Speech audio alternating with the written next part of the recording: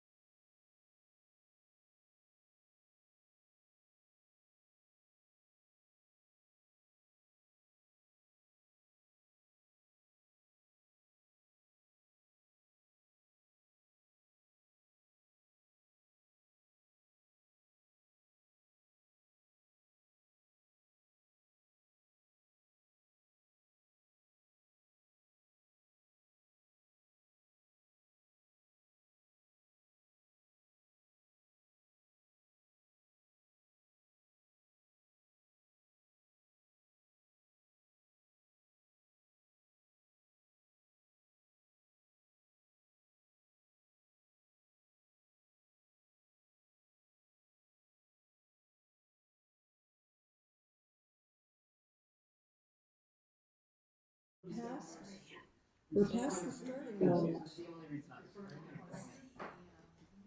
All right, we're live, by the way. We're live. We give everybody a chance. Lucia? Is that how you pronounce your name? Yes. Yes. All right, since we are all gathered and the time has arrived, has passed, welcome to everyone in the room and to everyone watching. This is a joint workshop of the Camden Select Board and the Camden Planning Board. It's December 16th, and our meetings are live streamed on YouTube at Town of Camden, Maine. And if you wish to participate remotely, you may click the link to join the Zoom webinar. So we'll start off with introductions around the table, and then I'm going to hand it off to Jeremy to sort of guide us through the material that we were all given in preparation, since he and his staff and Audra and others have really worked hard to pull this together so that we can have a cohesive framework. So I'm Susan Dorr. I'm the chair of the Camden Select Board. I'm Tia Anderson. Allison McKellar, Camden Select Board. I'm Katie McGrath, I'm on the planning board. Chris O'Rourke, former planning board, and select board. Careful with that.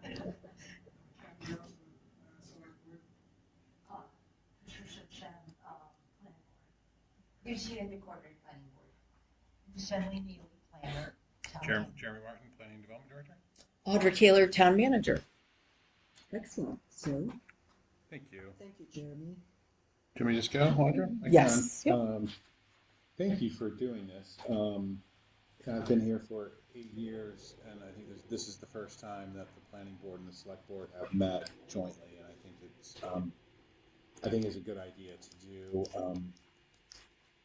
There's a lot that the planning board does, especially when it comes to drafting ordinance amendments and things like that, that they work on, have lots of workshops on, and then have public hearings on, and then things end up in front of the select board, and oftentimes there's no conversation or, maybe there's an understanding what the planning board's working on from the select board level, but sometimes maybe there's not. So I think it's just important sometimes to sit down and talk about some of the things that we are working on, the planning board may be working on. But as a rule, I think Shenley and we perform like the planning and land use development reviews and for the town, and we draft new ordinances and things that we believe the community or the planning board or property owners want to have happen. Right now we're dealing with a lot that's coming from Augusta from a housing perspective, and it started with LD 2003, which was adopted a few years ago now, and I think people will remember that have been following this, we had to draft some new changes to increase density, do affordable housing overlay, add accessory dwelling units everywhere, which the state mandated. Prior to that, I think I was being proactive, and we had passed some, and we took the voters, went through the process, passed some regulations to increase density, allow accessory dwelling units everywhere. So we were a little ahead of the curve with the state, and then the state did what they did with LD 2003, which make everything that we did, we had to actually go back and do it again and add more density, and we had to do a lot. But the state has not stopped, and they're continuing to do land use and forcing the towns, every town in the state, to adopt new things to try to facilitate housing. And this is the state's, I mean, it's clearly a crisis. The state has said we need somewhere about 83,000 dwelling units. I'm not sure what that means because I don't know how many bedrooms are in these dwelling units. So it's kind of a perplexing number that they give out there, but 83,000 units in the state. And the way they seem to be going about it is that the problem with housing development in Maine is town zoning restrictions, and that's the problem. And I would say that's not the problem.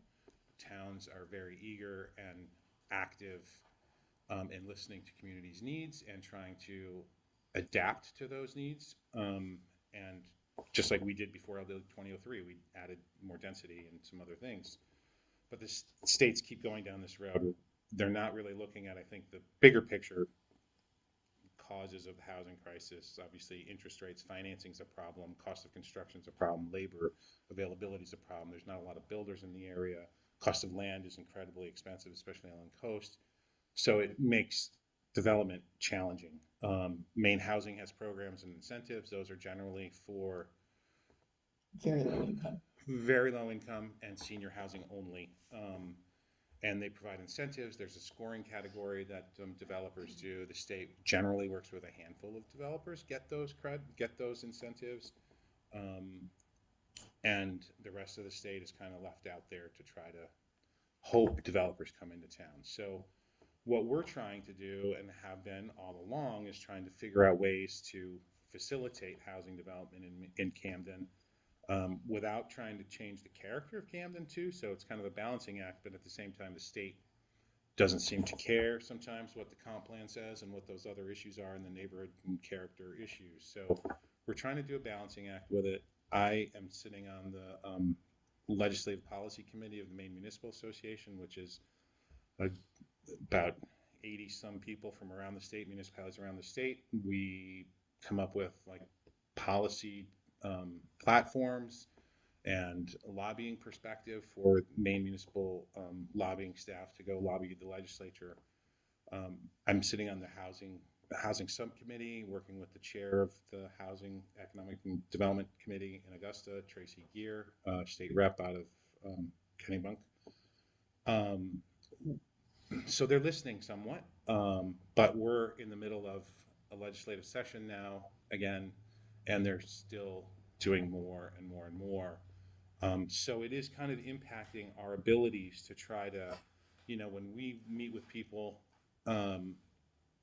we try to guide them through a process, and sometimes what they want to do doesn't work, right? And so we're looking at things like frontage and lot sizes and densities. Parking, we've removed parking from the requirements. We're going to have further hearing on Thursday to completely get rid of dwelling unit parking requirements. But all I'm saying is a lot of these things work hand in hand with Augusta. We're trying to do them on our own, but if we get too far ahead or do something that the state is not going to mandate, then we have to come back and change it. So that's where we're with the housing stuff, if that makes sense. And we can kind of, what I did was I did give you the memo. Hopefully you all read it. I did prepare an outline kind of that summarizes the memo in a little more detail, like very, very briefly on things that we're looking at. Maine has this thing called home rule, where municipalities are supposed to be the ones that are guiding the land decisions for their community. Maine legislature is kind of throwing that out the window on a lot of this right now. So That's where we are. For people that don't know, zoning, and I assume you do, I mean, right, we regulate and control land, how land is used. We have space and bulk standards. These are setbacks. There's a front setback, side setback, rear setbacks. There's lot coverages, minimum road frontage requirements. These are all things that control how buildings are placed on a piece of property.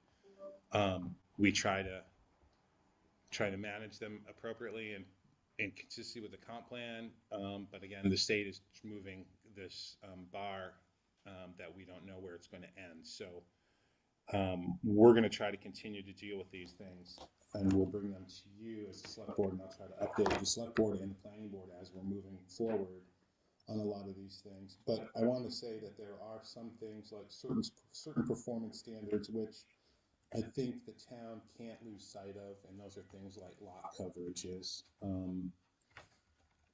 Even though the state right now is going to try, it seems like they're going down a road to prevent municipalities from regulating lot coverages. That's a huge, huge issue, especially for communities, and I think they're starting to hear it now. Especially communities like ours that have a dense downtown area with storm systems. Meaning storm systems, storm drains. We've got catch basins that lead to another pipe to eventually to a stream. Our systems are inundated with stormwater, and we can't take a whole lot more, especially in certain areas of town, like Belmont would be one. We can't take a lot more water, and if people are allowed to build out 100% of their lot with structure, impervious surfaces, that will have a real significant impact on our municipal infrastructure and cause problems.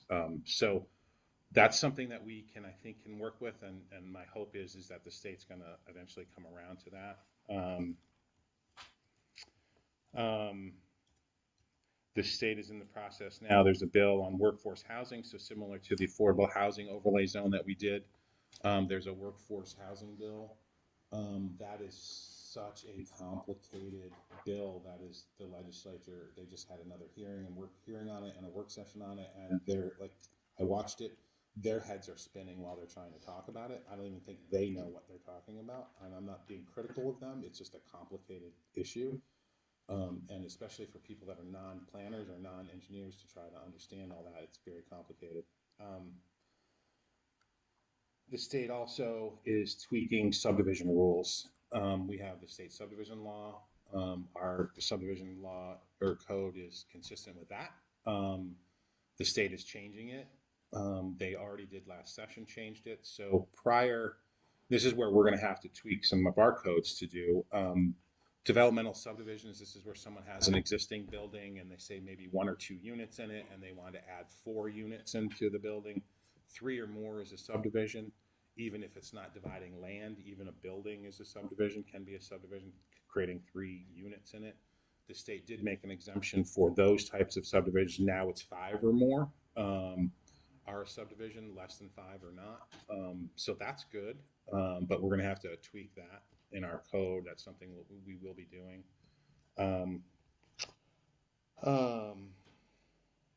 And they're looking to reduce setbacks significantly.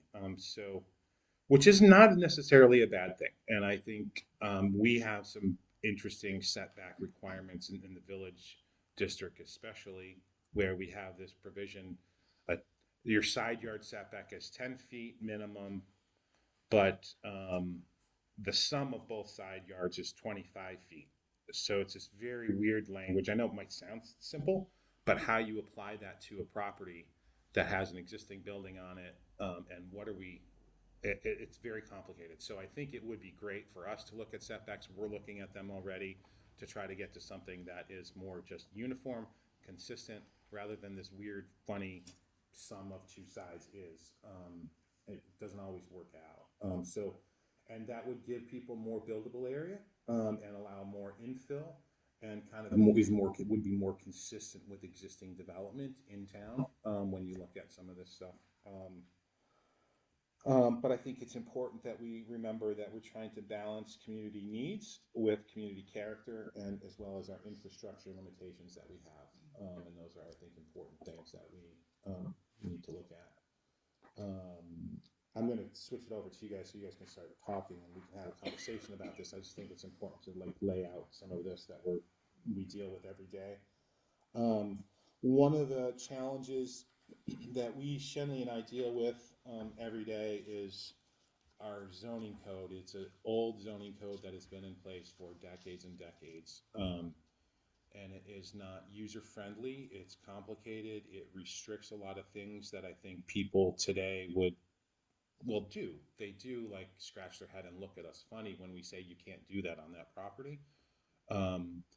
Just because of the way the uses that we have in our code. And I think it does require us to look back at our code and does this make sense for our town? And a lot of it doesn't make sense. And I think that's where we should be open to looking at the code, the parking, the buffers, the stormwater. There's a lot of stuff that's just so out of date. If you're a layperson trying to, and I say layperson, that's to me, that's anyone that's not a surveyor or an engineer or a planner that does this every day. You go through the code and you try to figure out how can you develop a property. It's very complicated. And there are ways to make it a lot easier, a lot simpler.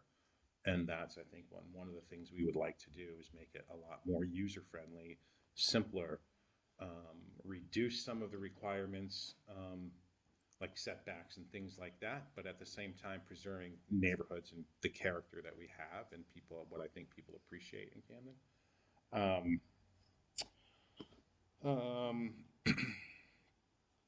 So that's important.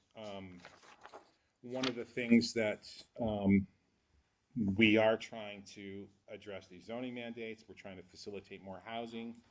And again, not sacrificing neighborhood community character. When Shenley and I go through our code, I think our code, we have a printed copy of this code, and we have notes everywhere, like with highlights and circles and say like, cross this out, like that are just make no sense and are complicated and convoluted. And we could do this in such a better way and simpler. So this is where we're talking about the code needs some modernization. It's been the same code for decades and decades and decades, but we just add these little tweaks here and there. For instance, I mean, you'll find if you are interested, go read through the code and you'll find places that are say, this professional office use is only allowed on this property if the lot had a house on it prior to 1991 and the house was red and there was a barn out back. I mean, I'm being a little facetious there, but that's what the code reads like. And if you don't have all of the history forever, whether or not the building was red, again, being facetious, but that's how it is. And there's so much of that in the code that doesn't make sense. It's cumbersome. It was clearly done to cater to one person or one development, not the way zoning's supposed to work. So that's another modernization piece that we're looking at, trying to update it. And this is not going to happen overnight. I mean, I envision this as like a year plus long project is our thinking. But we have to start at some point. And so part of this discussion is to kind of get acknowledgement from you folks that, yeah, go ahead and start working on this and diving into it. Go ahead. How much of those sort of sidebar pieces in zoning are the result of the fact that we have to do a lot of what would often be done by in an appeal process? And I'm thinking of the Elm Street School last year being an example that we most recently did, where we were going to we put an amendment to the ordinance to allow the Elm Street School to have some residential. Yeah. We repealed that amendment when that project went away. No, it's not repealed. I thought we were talking about it. It's still in there. Well, so that's now as opposed to creating some kind of, there was something else that comes in that, not contract, but no, just like an appeal, an exemption appeal process. So that we're not constantly amending the ordinances. Yeah, so you got to be careful. variances? You got to be careful with appeals and variances because appeals and variances are regulated by the state. There's statute that regulates appeals and variances. And variances, you cannot give a variance for a use. You just flatly cannot. You have to prove that there's a reason, undue hardship. There's a whole host of things, and you can't meet those standards really. So if you're thinking about doing a variance or appeals, it's really not the way to do it. I think that's one to stay in there. I mean, it needs some tweaking because it specifically says the MSAD, right? They don't own it anymore, so we own it. So that one could have been worded a little differently initially, but I think there's value in if that one was worded a little differently. There's still value there because at some point it might be a great spot for. I mean, everyone voted for it, right? Like, great spot for infill. Doesn't say owned for buildings owned by a school district as of. Yeah. Oh, so as of that date, so it was. So maybe it's still valid, right? Well, we don't know. Right, but I think it was owned by a school district as of a certain date, so they owned it at that date. And I guess, Right. I'm just, so, I mean, it's a sidebar to where is there, as we go through it, is there a better process so that we don't keep. I'm not sure there's a have better. all of these little things that have been added. I think the better process is to be more honest and open with uses that can go on properties and stop being so specific, like, and I'm not being critical or judgmental on that, but like, again, you go through the code and you can find a whole host of uses that are for, that person back in 1985 who was very influential in town. He wanted something to happen on that lot, and that's what it was done. Right. Stop being that way and just allowing office use, allowing residential use. And I think that's the way to do it, rather than so specific that it had to be school department owned by, on X date. Those kinds of things are wonky. And I think that generally the community would understand and value that the need to be so open and not be so restricted. Because things change, right? I mean, it changed. They're gone. We now own it. So I think it's important to just allow if the town's okay with residential. Should we get, There may need to be a settings should change. we get the mic? Would it help if we had the And microphones? no, you can't use that with the system, but. I just turned up the output So volume. does that help? I think That's- that's, not, It's not gonna you help. want the input volume. That's all the way out, I think, or all the way up. Also, we can. Oh, there it is. Input volume should go up and then you want to, sometimes the noise cancellation settings. I'm going to keep going, I think. Is that okay? Or should I stop? That's okay. Okay.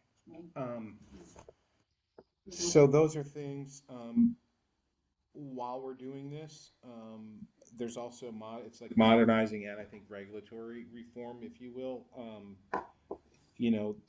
Subdivision, we need to align that with the state mandates.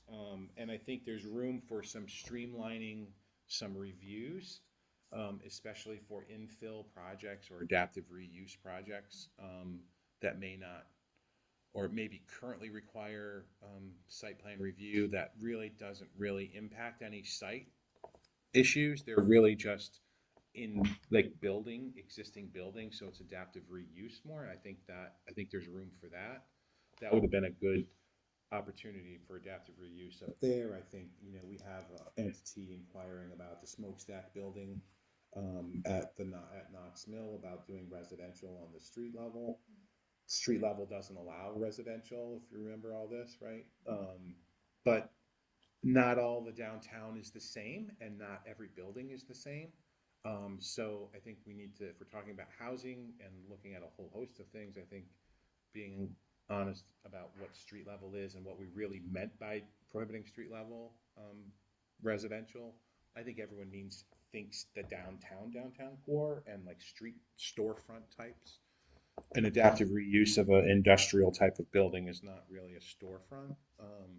So I think these are the things that we deal with every day. And like, these are questions that we just have to tell people, no, you can't do that. And like, that's like a bad answer. Like, there should be ways to can we figure this out? And in town meeting form of government, the only way to do that is, if we don't look at this holistically, it's like, okay, do an amendment. We'll do an amendment, gotta go through the planning board, gotta through the select board and get it to voters, and then hopefully the voters understand, and then here we are 6 to a year later, and then someone can do their project. Well, that, by the time that happens, the project's done and gone, and that person's gone. So, and I feel like all of this sounds good, like we should just be clear and we should just decide the office use and residential and, but, and when you get down to it, there are meaningful differences between different types of housing and different types of office use, and the public like feels that and gets nervous when you say you're gonna let in the housing. So I think when I hear you say housing on the first floor in the Knox Mill, and okay, well, that's an adaptive reuse of a historic building, how lovely. Well, actually, the Knox Mill was a big part of the reason that we did that to begin with, because when you get housing everywhere downtown, and you end up with a lot of people that complain about noise, and you push out things like the smokestack or Sea Dog, or, you know, some of, there are conflicting goals there. And so figuring out how to distinguish between the type of thing that we want to encourage and the type of thing we might not want to encourage, I think we have to start sometimes a little bit broader and actually give real examples, like throw out, I'd love to see us throwing out all these different types of things, like do you think there should be 4-story apartment buildings over by Hannaford? Should that be allowed? Should this be allowed? Is it allowed now? And get a better understanding of sort of what the community or elected officials, you know, with real projects, because I think you're in a tough position with not knowing sometimes. I don't know, did they want to encourage that or not? I personally don't want more condos over in the Knox Mill because I worry that it's just, they're going to become totally unaffordable.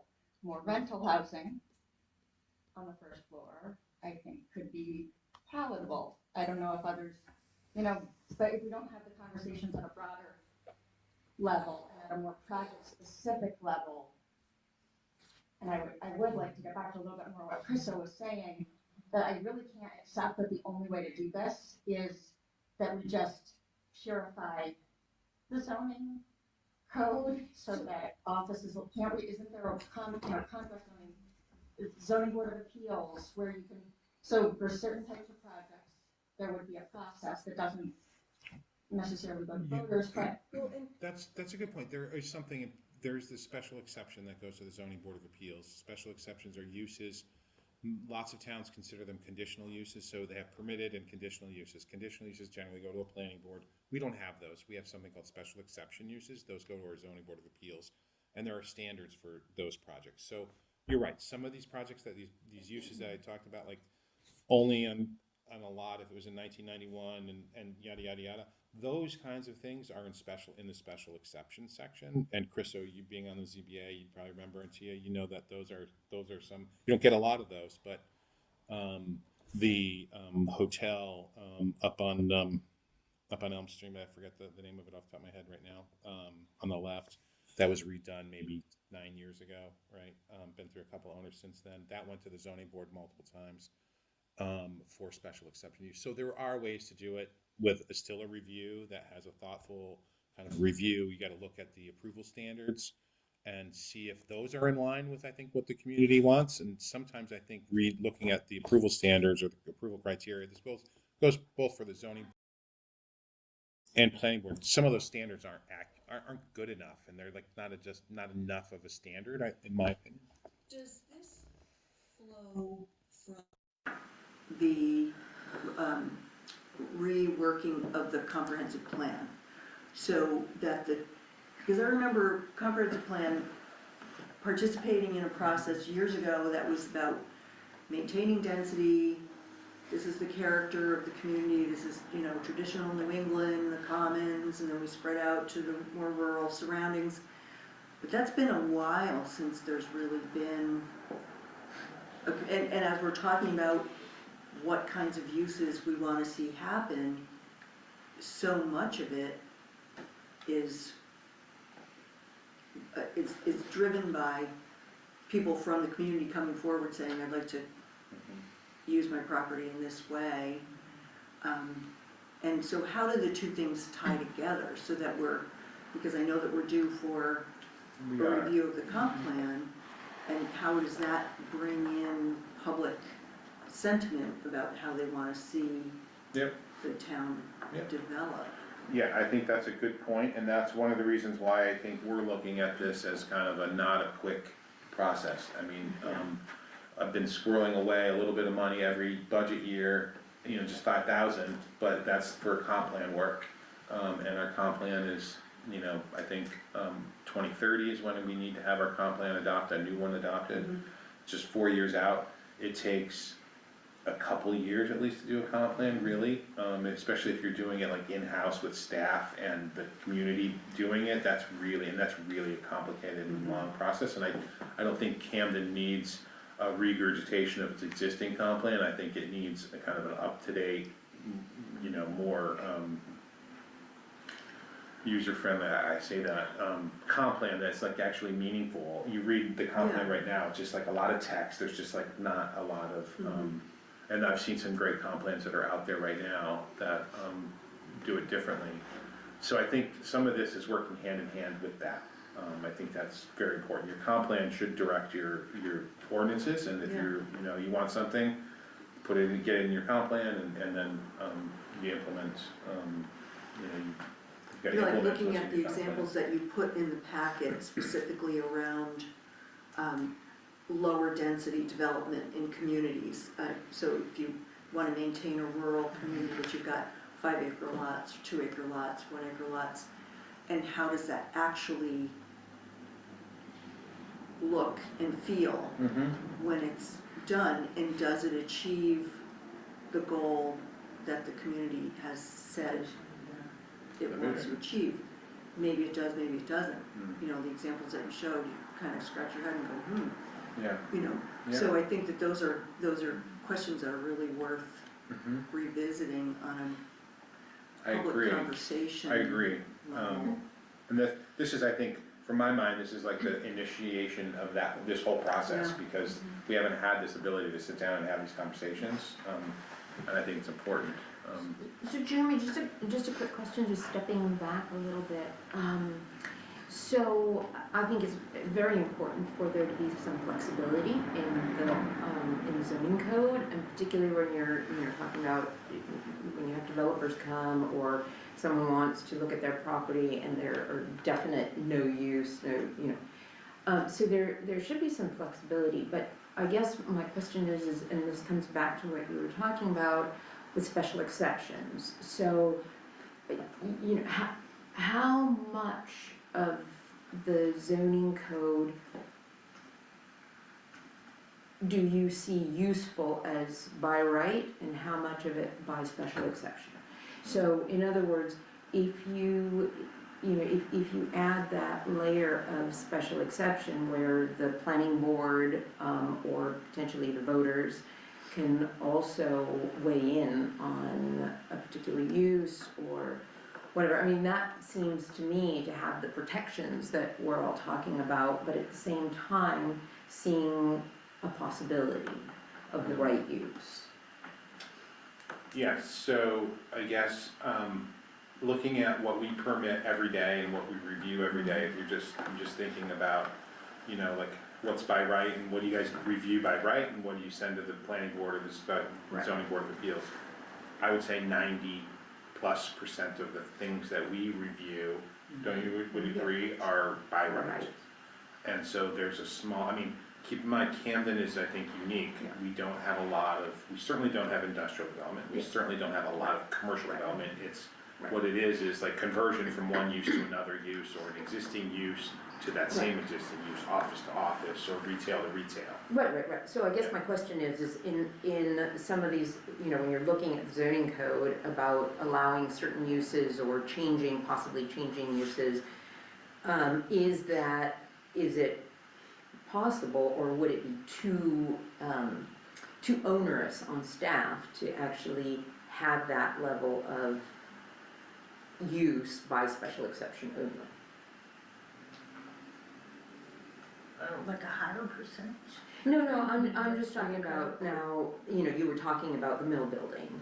Right now, the residential use is not allowed on the ground floor. And let me just clarify. Yeah. The mill building, what I was referring to about the residential, I think we have gone down the path already on Yes, that first street, that what we would think as the first level, which is above the parking garage level. So the level that, 40 Papers on, that level is street level.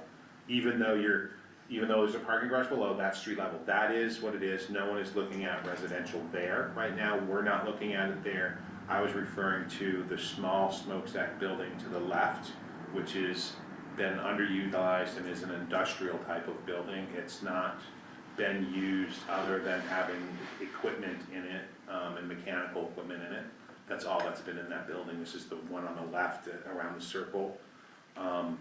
That's what I was referring to. So, so the There's question nobody still- there complaining about noise now, Yeah. also, just. So the question still stands is, so these kind of concerns that might come up with residential use should really be looked at by the planning board. sure, or the Right. zoning board under special exception or Right. something. I agree with that, So- yes. So I guess what you're saying is that right now there are a bunch of uses that are not allowed in certain areas.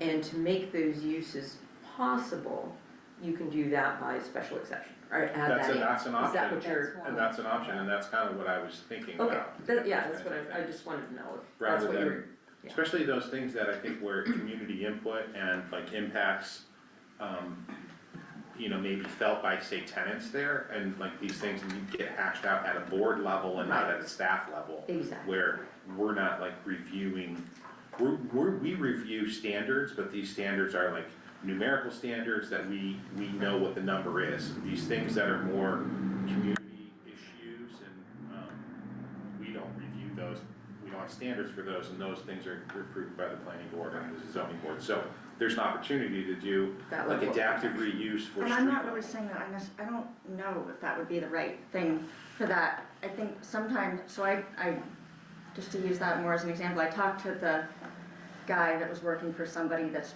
trying to do that. And I was saying, oh, well, I'm not gonna support that. And, he was asking me some questions.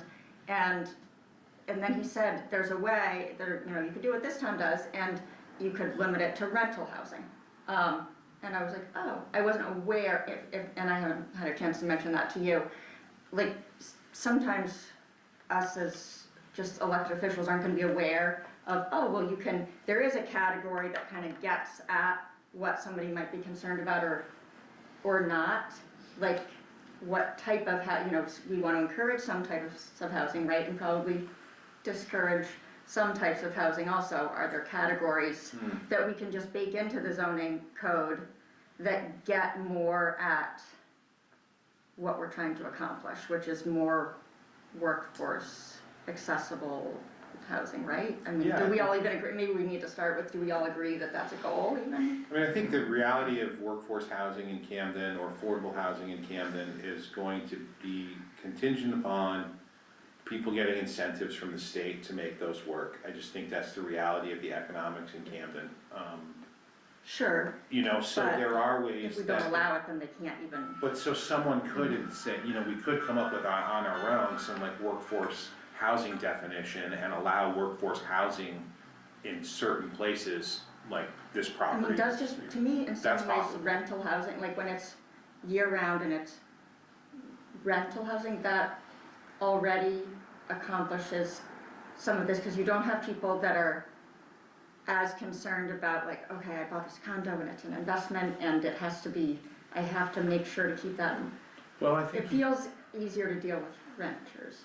to- yeah, I mean, I think really when it comes to like affordable and workforce housing, I think you really need to stick with like where the state is with their numbers. And rather than just talking about rentals, I think it should really be what the income of the tenants there are, if that makes sense. Yeah, is that the That's, way I to do think, it? I the don't way know. that's the way to do that, and so thank you, and so we have these conversations all the time, and like, we can't possibly, our brains are like spiraling on this stuff all the time, so I appreciate any input, any thoughts, and I think that's a way to do it. one of many ways to do it. I think we need to see examples of things that are working in other places and. And that's what we try to do, like, one thing about zoning, I don't ever want to like recreate a wheel, it's done all over the country. You know, zoning has been in place for decades all over, and let's not recreate the wheel, let's look at what other, right, is successful elsewhere, and we try to do that. We did that with the erosion sedimentation control, we did that with short-term rentals, we're not recreating the wheel, these are just something that's done all over, done in Maine, done across the country, and those are things that we do. Looking at peers, how we regulate peers, I mean, that's something, you know, I know we kind of took the lead on that from my perspective, from across the state, but we did base it on some case law and some review criteria that were already in existence. It was not something like we just created out of thin air. We use existing criteria that's out there, so that's helpful. So what is that for housing? What's the best? What's that? Who's doing really good stuff for housing and what's working?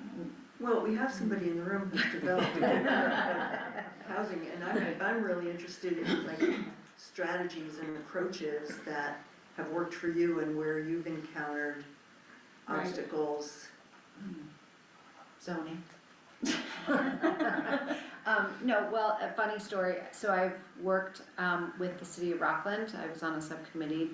We went through 27 zones, and one zone by zone, we studied and figured out what made sense, what didn't make sense, why it was the way it was. It was too much too soon.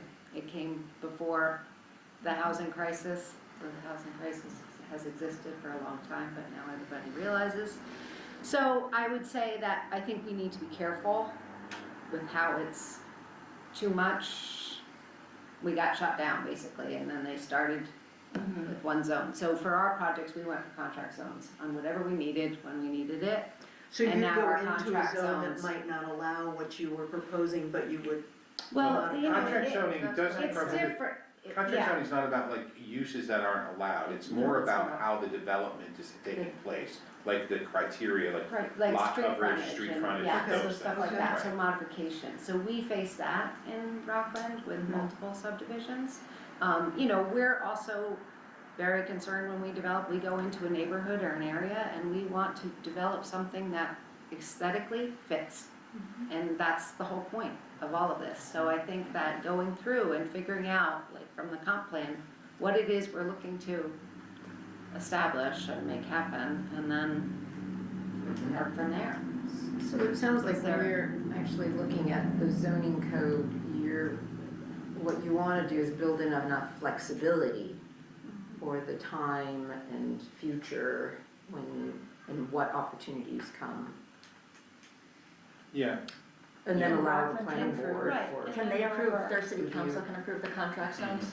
yes. Yes. yeah. Yeah. And that's a But limitation for us. now, a few years later, they're removing all the They're- contract zones from the properties we developed because we came ahead of the curve, so they Right, just repealed. you don't need Oh, it. so they're just making that, they're baking it into the. Yeah, that's the They challenge changed the zone. with Yeah, contract it's- zone changes, cause they, by statute, I mean, it's laid out in statute, but they go to it's like, goes through a planning board process for the contract zone, and then it goes to a city council, like the legislative body, for Right. approval. I have not seen a contract zone process for a town meeting form of Right. government. I just, I'm not aware of any in the Well, state. it wouldn't save you wouldn't any work. time, No. because you have to still It'd go just through be the like whole. a- Right, and you're still waiting on a June ballot for your. Right.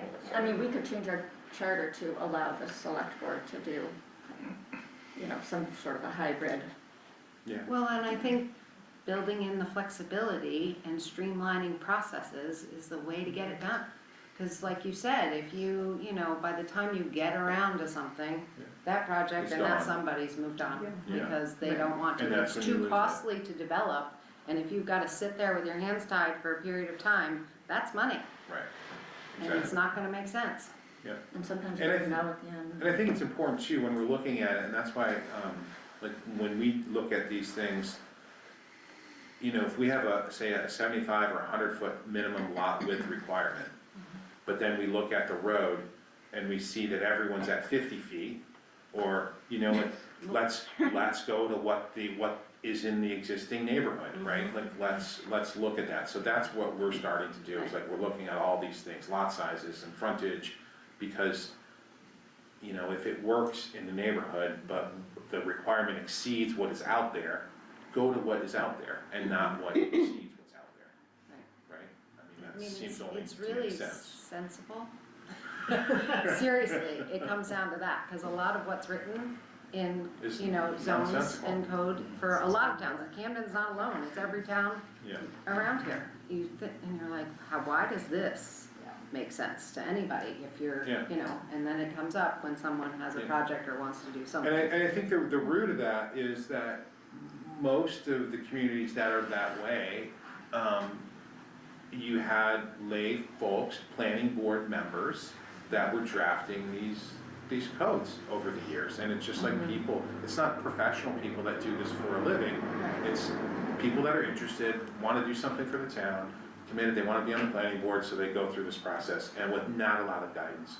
The state has not provided guidance in the past at all, it's been like horrific, the And amount it's of guidance. cumulative, it was like Right. decades of this happening, and it Right. layers upon itself, and it landowners that interlocks, want it, and yeah. complexity And just different- gets. And different values and different ideas, I mean, you know, Yeah. we're looking at the parking standards as a prime example of, you know, our country is full of enormous paved parking lots because we require maximum space. And now we're sort of looking at it going, is that a really good idea? Maybe that wasn't such a good idea. Maybe we don't need to have parking for every single car that might show up Yeah. on the day before Thanksgiving. Yeah, I think it's also important to protect though, like, you know, I think we have some pretty, I think everyone knows this, we have some pretty, I mean, this town's amazing, we have some pretty unique assets, natural resources, farmland, open space, that we need to like, I think if you do a wholesale change and go to something different, like you have over time, and like, we're not seeing a lot of change in Camden, I think,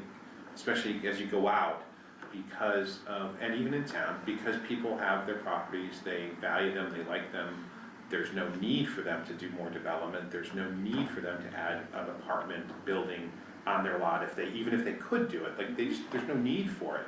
But as the properties change hands and as people pass away and like family members that are from away that inherit the property, they might not have the same ethic or the same desires for the neighborhood or the community that the people that live here day in and day out do. So I think you need to be somewhat cautious, and Lucia and I had talked about this, that we need to be cautious about how we approach those things, especially in the outer fringe of Camden. A lot of, so this is just going somewhere else with this conversation, a lot of the mandates that the legislature are putting, are just kind of, I'm gonna say jamming down our throats, because it's like, we have this thing, home rule in Maine, but it's like non-existent to them when it comes to zoning. Or taxing. Where's I going? I forget now. Okay, I'll get there.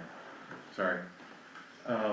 Anyone else on anything before I So keep just going? following along on Yeah. those lines is then looking at, you know, where do we, and how far do we want, like you were mentioning, Westbrook, right? Yeah, that's where I was going. Okay. That's exactly where I was going. So thank you. That's So, planning board the chair state- material right there. Yeah. So the state's doing this, and a lot of the rules, like 1829, which was passed, and it doesn't apply to Camden until July 1st of 2027. There's a lot in there, and it all applies in growth areas. And our growth area is not the village zone, our growth area is the village extension. And the village extension is on both sides of McGuntacook River, going out, right? Going out 52 and going Can out somebody just 105. point to the little It's Yeah. the purple VE The purple is in the middle of, All this. That's the village extension, so, and then we have some sewer out there, a lot of it's sewered. But That's our growth area? that's our growth area under the comp plan, which may not be right, right? I mean, it was right when the comp plan was done, or the people that prepared the comp plan Cul-de-sac. called it that, and that's what they envisioned. Is that being reflected in actual growth? in Uh, We did a bunch of development? subdivisions out there. there have been, That's in It place. mostly has to do with the available Real infrastructure. development. Real development, I'm not seeing it Okay. any different than anywhere Just else. wondering. But there were a bunch. I mean, in before, the last right? 30 years. Riverside. 30 years, certainly. 30 years, You know, certainly. of Pleasant more, Ridge. if you Pleasant look Ridge at is all 30, that. in a 30, 40-year window, where there have been Years. developments, where there's been more Yeah. growth Village has exception. been through that section, and part of that then fed Yeah. water and sewer, which then it's like, oh, well, there's already water and sewer here, that makes sense to put, Right. to take a 5-acre lot and put it there. Right, so Westbrook, dealing with this, they have great planner, I love her, Jeannie, Franceschi, she's fantastic, and she lobbies at the state, great.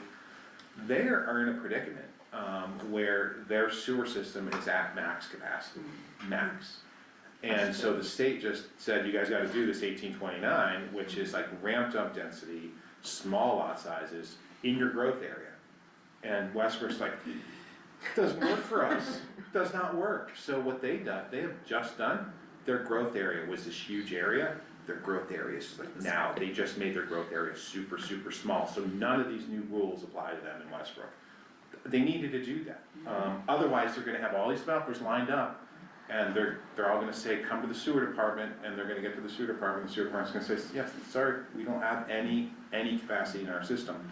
So this is where like MMA and the LPC, we're trying to get the legislature, when they're talking about these things, if you really want this growth and this housing opportunity and development to happen, you can mandate all you want on the zoning side for municipalities, but it doesn't mean any development's gonna happen, especially if there's no infrastructure available, even in the growth areas, because not all growth areas are capable of adding more.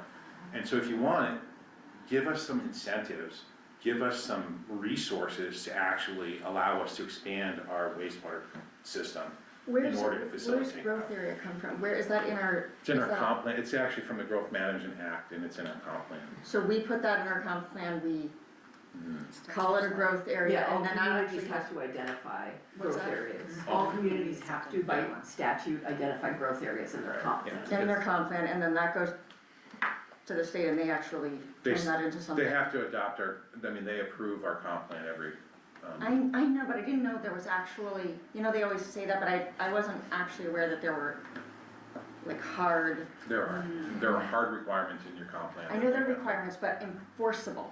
Like the things that they actually, that automatically become, Well, this is kind of the new push by the them getting so involved in zoning is kind It's of. brand new. can we change like, the growth there? Cause I'm all for more density, but maybe not there. I Like, totally and I want it to be understand, where I you think can there's walk. value in what you're saying, there's a lot of value in Can we change that re-looking at that. without, before the comp plan? Can we, before we doing the comp plan, can we just change that part of it? You can do an amendment to the comp plan Oh, it to has, do okay. that, and Westbrook just went through this process. Maybe we should do that. I don't disagree with you, I think that's a conversation that the planning board and people should have, town should have. All right, I'm gonna just keep rolling, I interesting, though. appreciate this is really good for us. Clarifying or strengthening definitions, there are definitions in our code that are just like mind-boggling. Street level is one of them, building height is one of them. I mean, we have half a page in the code on building height, it says definitions, of building height, half a page is the definition of building height, and like, it makes engineers like, what do you guys mean? What does that mean? Surveyors say that, street level, trying to figure out what that means, is complicated, so I think streamlining, like reviewing those, clarifying them, strengthening them, so that it's just right, is important to do. And a lot of times you don't know until you get asked the question, and then when we keep getting asked the same question and we keep saying, oh my gosh, we're sorry, but this is the answer we have to give you, that comes from us to developers and property owners, and that's the worst answer to people that are coming into our office as customers. I'm sorry, but the answer is no, because of this, and it's really hard. There's a lot of the answers that are, no, well, the legitimate answers, right? No, you can't do that, for a good reason. One thing, you, select board may recall, you guys had an email from, a certain individual not too long ago about, construction and taking forever, right? Yes, sometimes projects take a long time, right? Normally, housing projects can take a long time, especially during COVID, we had one on Bayview, took forever, for a whole host of reasons. We can do it, you can get an extension, on your building permit. We do that regularly for people. There's really no standard on that to deny someone's extension. How, are you really gonna deny someone, they're 3/4 of the way through a project, and you're gonna say, yep, we're not issuing a permit anymore, because you've taken too long? I mean, that doesn't make sense, right? But when the excavator hasn't moved. But in when an several excavator hasn't months and moved and months it's on a months. commercial project in the middle of a neighborhood, and granted, it's a business type of neighborhood, if you look at what the BR is, we need to somehow try to facilitate and get these projects moving and not let them last 4 or 5 years of being open earth and just sitting there, and a problem. So we're gonna look at ways to add some time limits to these. Escalating fees. Yes. Escalating fee when you come back. Your project expires, and you gotta come back to the planning board, But so also that's one way. environmental impact fees, because storm runoff and is Yeah, being we've impacted. been managing that I one know, pretty good. But But it that's- takes a lot of But how much time, to do how that. much time Understand. of town staff Yep. on you and Yep. the public works have been? Yep. That's why it needs to cost more, because when Yeah, it takes a lot understand. longer, then you have to be monitoring. On top of this, on the backside of these projects, you know, planning board approves them, we have setback requirements. And then the project's done and they want their C of O for their project. We don't have any way of verifying that what they built is actually what they proposed to build. Like, that would be, if I'm a surveyor, but I'm not, I can go out there with a tape measure and I can measure, but where's that property line? I don't know where that property line is, cause there's a pin here and there's a pin 100 and some feet away. And so, you know, like, we don't have any way to do that. So what we're gonna look to do is require as-built or certificate of compliance stamped by an engineer or surveyor for projects like this, that prove that they have built it the way it is approved. The neighbor on this specific project is concerned that the setback's not right, and I'm concerned too, but I can't go out there, I don't know where the property line is. I think they blew the setback, and they said to me, well, the surveyors came out and they staked it out. I said, I know they staked it out, but those stakes go away when your earthwork guy starts moving earth, and so I know this one's not right, so, it's gonna have to, like, we're gonna have to prove that they're wrong, which really they need to prove to us that they're right, is my views. On all kinds of things. So, and I bring that up about as-built and certificate of compliance, another challenging issue that we deal with every day. I mean, we have,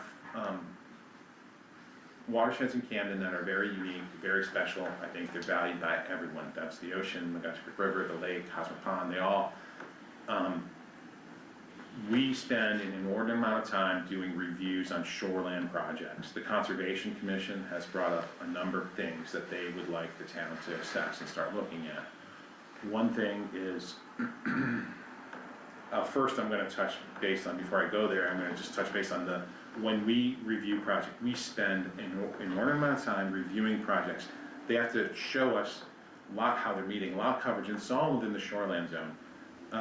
But it's oftentimes a builder, not with a survey, not with an engineer involved, not with a survey that they're starting from. They know, they come in and ask us for a map of their property, and we say, well, here's a tax map, you know, that's available on the website, and they use that. That's not a survey document, it's not meant for that purpose, it's not, oftentimes they're not right, that's not what they're for. But they use that and they show us, see, here's where our house is going, and they're gonna show us 10 feet, and they show us the setback or whatever it is. We have to trust them on that. We like to trust people, and I'm not saying people are lying to us, but these are very complicated reviews, especially on these 30% expansions in the shoreline zone, very complicated reviews. There should be a requirement to have design professionals do some of this stuff on the front side. So we're gonna try to move something like that forward. It only makes sense. The Conservation Commission, I brought them up. They are concerned about a few things. One thing would be the 30% expansion in the shoreline zone. This is where if you have a structure, oftentimes they're old camps that don't meet the 100-foot setback, and they want to expand. The state law allows you, and our code allows you, because we have something called it's the Mandatory Minimum Shoreline Zoning Act, so we have to at least be at the minimum that the state has set. So there's an allowance for a 30% expansion. So if my structure is 75 feet away from the shore, not normal high water, the current law says 100 if I'm on a lake, I can expand that camp 30% this way, still in violation of that setback, but I can do that.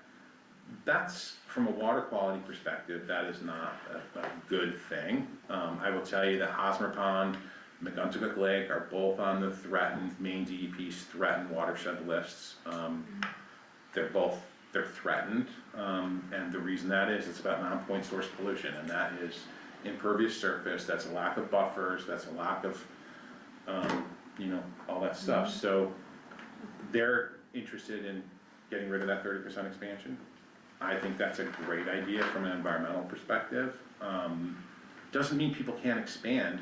You can still expand your building going back away from that as long as you're meeting the current setback requirement. You can still expand as long as you meet your lot coverage requirements. And then what we'd like to do too is maybe require an as-built certificate of compliance on some of these big expansions in the shoreland zone. They're super complicated. You see some on Beaucaire. I mean, there's some amazing new houses out there that were small camps that are now very large homes. They're beautiful, they're amazing pieces of proper real estate today, but how we verify that what they built is compliant with what was approved, I can't say with a straight face that 100% of those properties are built the way they're approved. I just can't do that. So that's something that we're looking at. That's the Conservation Commission is eager for, again, the 30%. Another thing that the Conservation Commission has been talking about for years, and it's just not the current commission, they've been talking about years, is shoreline zoning regulates 250 feet from high water, normal high water of lakes and rivers and ponds. It's 250 feet from soon to be and its highest annual tide, astronomical tide, from the ocean back is 250.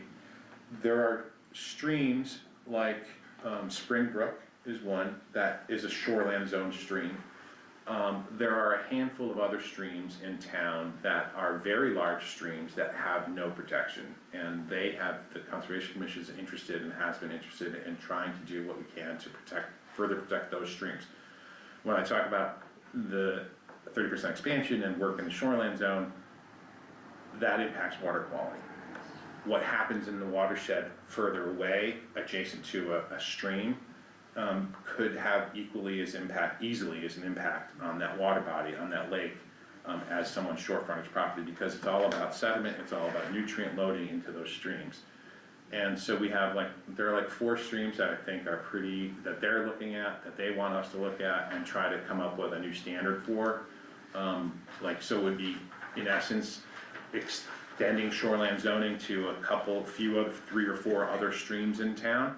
It doesn't mean we have to use the exact same state standards, because that state is mandatory minimum on what's required. This would be going beyond what the state requires. I don't want to say there's no protections on those streams. The DEP has Natural Resources Protection Act, which regulates activities within 75 feet. That doesn't do anything to protect water quality. I'm just telling you, you can get a permit to build a structure, a house 25 feet away from a stream. You can clear a lot of vegetation up to that high water. So the idea is to try to encourage and protect those water bodies to a buffer between development and the water body itself, so that any runoff can filter through a buffer and then get into the stream. That's the idea. I don't think it may sound overly like a big thing that the government in town of Camden is going to do, take people's rights away. I mean, we're not talking about 250 from high water back on those smaller streams. It's something that is much smaller. If you look at the Spring Brook, not that that's an example, that's an example where I think Spring Brook actually needs more protection, because Spring Brook is an incredible resource. It is a cold water fishery. It is a vital habitat coming off the mountain. If you look at Spring Brook, where it drains into the ocean, that whole area is significant wildlife habitat. You look at that on the maps. I mean, there's a reason that it's a resource like it is. So that stream protection that's over there under current shoreline zoning actually probably warrants more protection than it currently has. And that came up a lot with the Nordic, Right, it's a little The- shutting the barn door after the horses gotten out. Well, There, and Nordhaven? all the no, oh yeah, Nordhaven is what I meant to say. Nordic No, is- it's not, no, because there's a lot of horses still Yeah. in the barn, and, you There's know, a lot do of we barns want- that could be built. you know, we have these mountains and years ago, somebody, I don't know who was responsible for this, but there's a rule about the 30% slope and what you can do with, you know, on mountains basically. And so you can look in Camden and you see, like, you don't see houses all over the mountains. And I think when people think about what are things that are really special about Camden, well, it's the oceans and the lake and the mountain, and there are things that we do need to think about, like what can you can rearrange houses after the fact and there's lots of things you can undo, but trying to protect the things that really make Camden special, That's true. those are some of the, you know, I mean, that's Thanks. that's a cold water fishery that you don't find anywhere there. I mean, there are brook trout in that stream. Daily Brook, we've got a few right in town too, Yeah. but yeah. And you don't, I mean, I will say in Belfast, there's none of that. There's these smaller streams, there's no brook trout in any of those streams. I'm not aware of any brook trout in any stream, urban type stream in Rockland, maybe there is, but, in Bangor's the same way. I mean, these are all streams that used to have cold water fisheries, and they don't anymore because of the impact on the environment of human-induced impact. I mean, if we can protect those resources, we should protect them. That's Conservation Commission saying that, I would agree with that. And people like the harbor, to be clear, you know, when you look at it and it's brown, it's not just about the fish, it's that people really like to come here and be here and look at really clean Yeah. water, and then when you can protect those streams, Yeah. the water stays And- a lot colder, and that's why the fish can survive, but also stays a lot cleaner. Yep. When I mentioned the DEP's priority watershed list, there's this priority watershed, there's this threatened watershed list, and then there's this impaired watershed list. The impairs are like 3 Mile Pond in Vassalboro, China Lake in China. And you go and you look at those lakes and ponds in the summertime, and they're as green as Crusoe's bubbly water bottle. McGonagall River is on the lower McGonagall River is And there. so, the reason I bring that up is because you're talking about aesthetics and things, and it's also economics. If you look at the property values in places where water quality have plummeted, the values of the property values on all that property around China Lake have plummeted. 3 Mile Pond's the same way, Weber Pond in Vassalboro is the same way.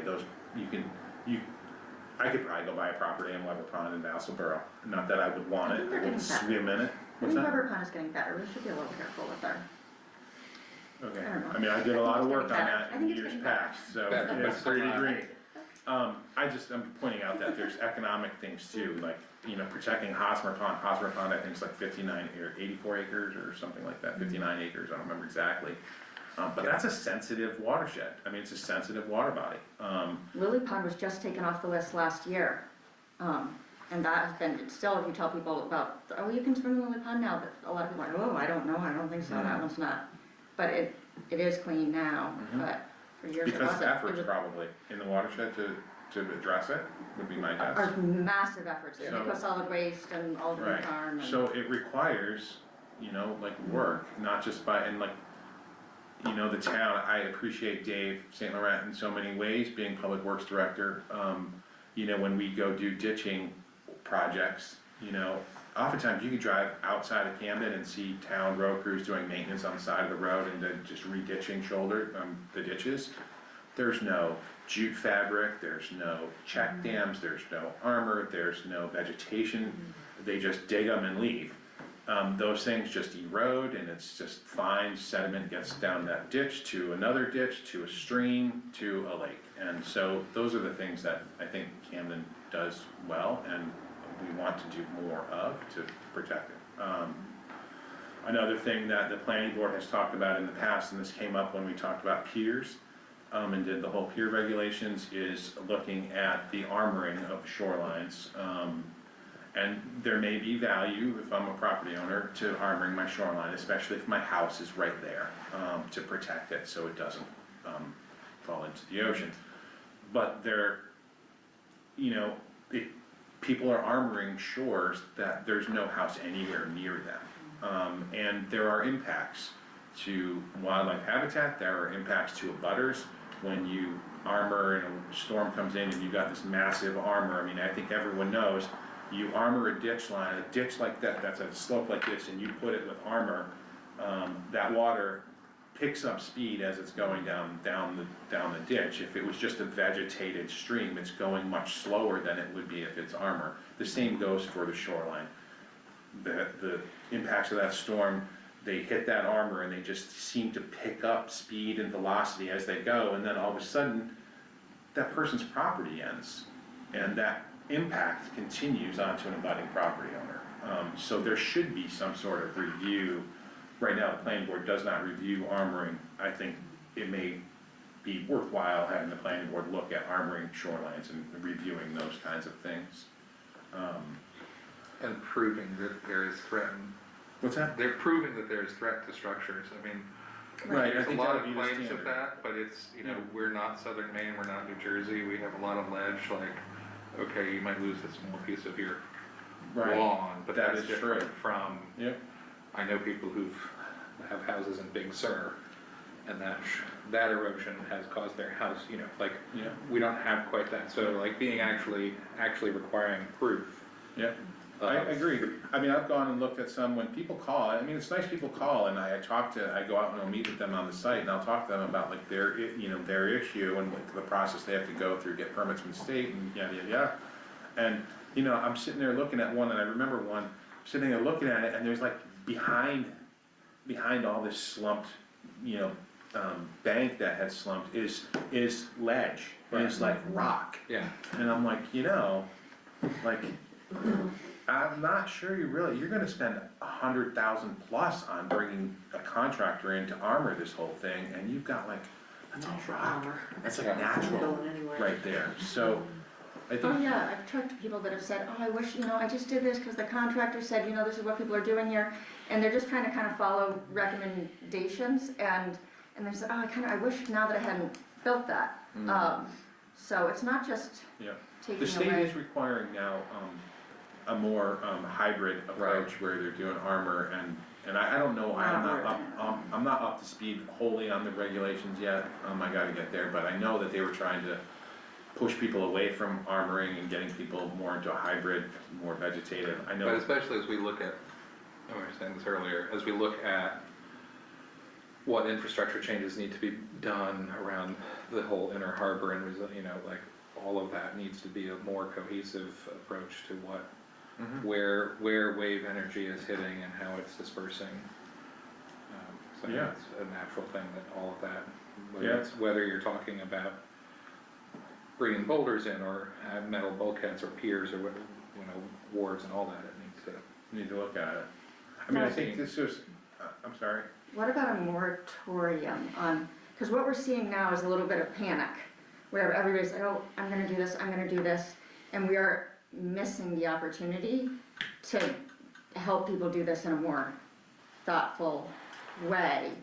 If we were to do a moratorium on non-emergency armoring, it would give us the chance to look at how to do it thoughtfully and. I don't disagree that And that's where we're working moratoriums with. are a good way and a good process to allow community to thoughtfully look at addressing them, and we did it for a couple of years, 3 years on the piers, and I think what came out of that was a pretty good, ordinance, so I think if the board, select board, or the planning board wanna bring that up in the future, I think we should do that. Can we do that at our level, we don't have to do it? Yeah, I think the select board, you gotta just come up with, the moratorium, and then I the think it's a special criteria, the whereas this, the whereas It needs to go to town meeting. Yes, it does need to go to to town meeting, town oh, yeah, meeting, yeah. But it can be a special town meeting, it doesn't have to wait till, Yeah, Right. and then there just has to be we have to show that the town is working to. I'd really like to give some sort of an incentive where we can have people that leave their shoreline natural or do some kind of a perpetual public easement for the beach in front could, there could be some kind of incentive-based system. We always talk about trying to find more incentives too, but we always get told we can't, whether it be like incentives for housing or incentives for keeping things natural, not always, I don't know if there are more tools available now, but, I mean, Blake, one of the things Blake talked about, was it Richardson Associates, is that the Inner Harbor Resiliency Study was sort of the incentive of saying, okay, if we have all these private property owners plan things together, then, the municipality can help with zoning changes or maybe with funding. That's sort of an indirect way of an incentive, but I don't know if I'm open to looking at it. I think I'm good. I mean, I talked a lot, and I can talk forever, and I'm sorry.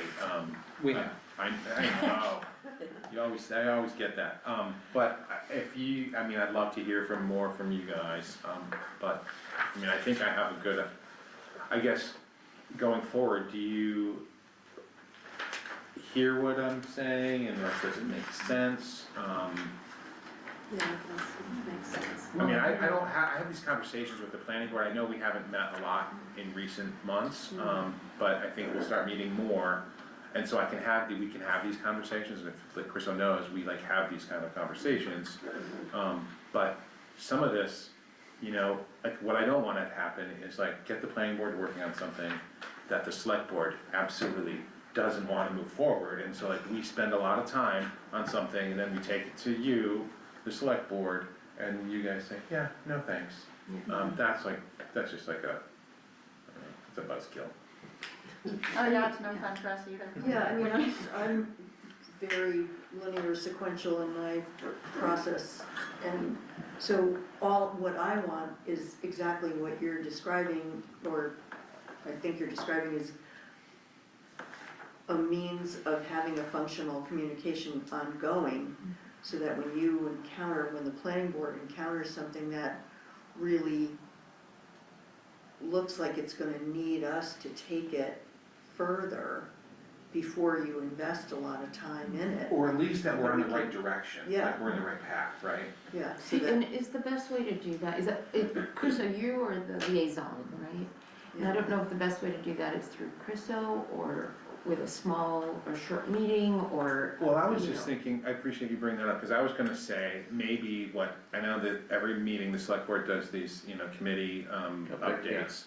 But maybe what needs to happen too, outside of that, if things are starting to get more complicated or more involved, that I just do an update to you folks at a select board meeting, that this is, hey, circling back on this is something that Chris has mentioned to you in the past, but the planning board's really diving into something. This is where we're at. Can I get your feedback? And no decisions are made, it's not a decision-making item on the agenda, but getting some feedback from the select board that way. and Does I that think make that sense? really goes to a point that Allison's made a number of times, which is how valuable you all are, and your time, and the amount of thought that goes into the deliberations that happen at the planning board level.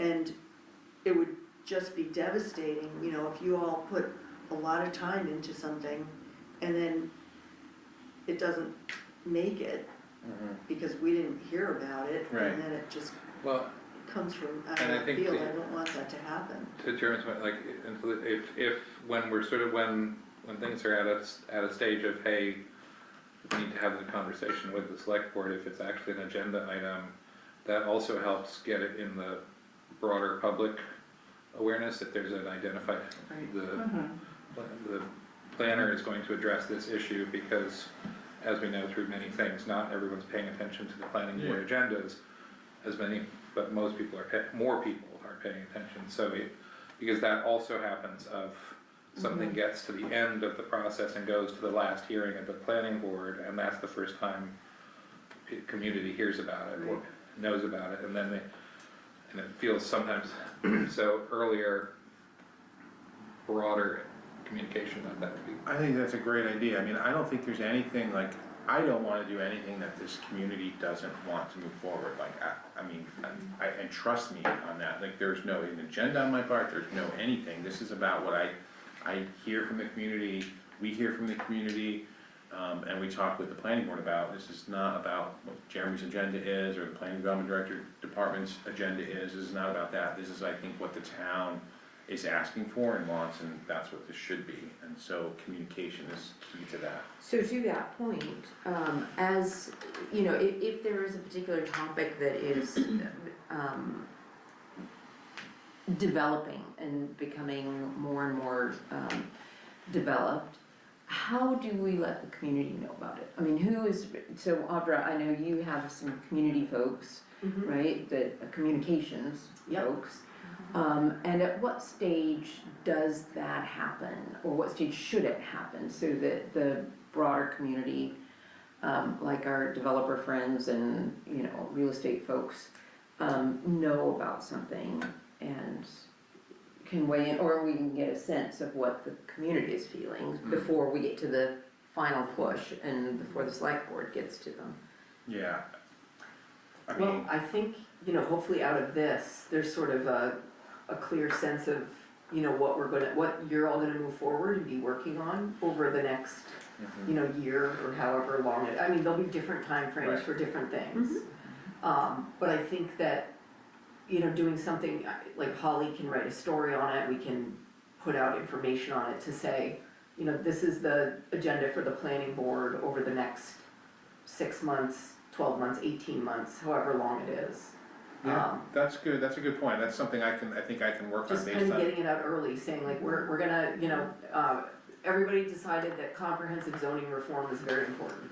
So that's gonna be a big project, like an 18-month project. In the meantime, we're gonna be working on these, you know, enhanced protections for, you know, streams and areas in the shoreland zone and, you know, whatever I think that whatever works. you all decide after you kind of, you know, we've had this sort of general conversation about, you know, what are the broader policy aims, and then I think as a board, planning board, you'll go back and kind of refine, you know, these are the things that we need to work on, this is, you know, sort of short, medium term, this is more the 18-month timeframe. And then we can sort of put something out saying, this is sort of the slate of what the planning board's taking on.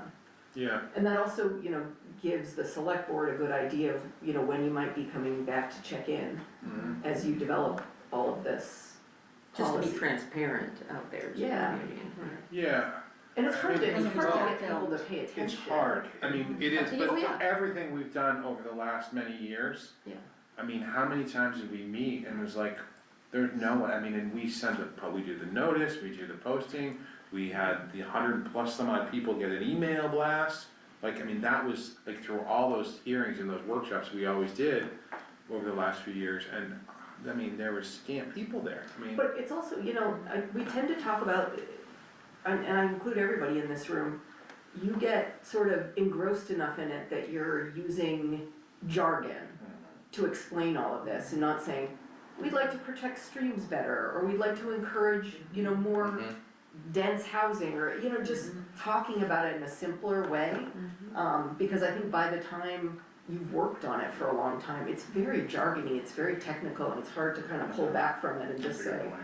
you know, the higher level goal is protecting streams, or encouraging more housing to be developed, or simplifying our zoning code so that, you know, more people can, you know, understand how to use it, or, you know, whatever the case is. So I think that kind of trying to be more simple in how we explain it, it's gonna be more approachable for more people. So, I was just scrolling through the definitions. Do you like that?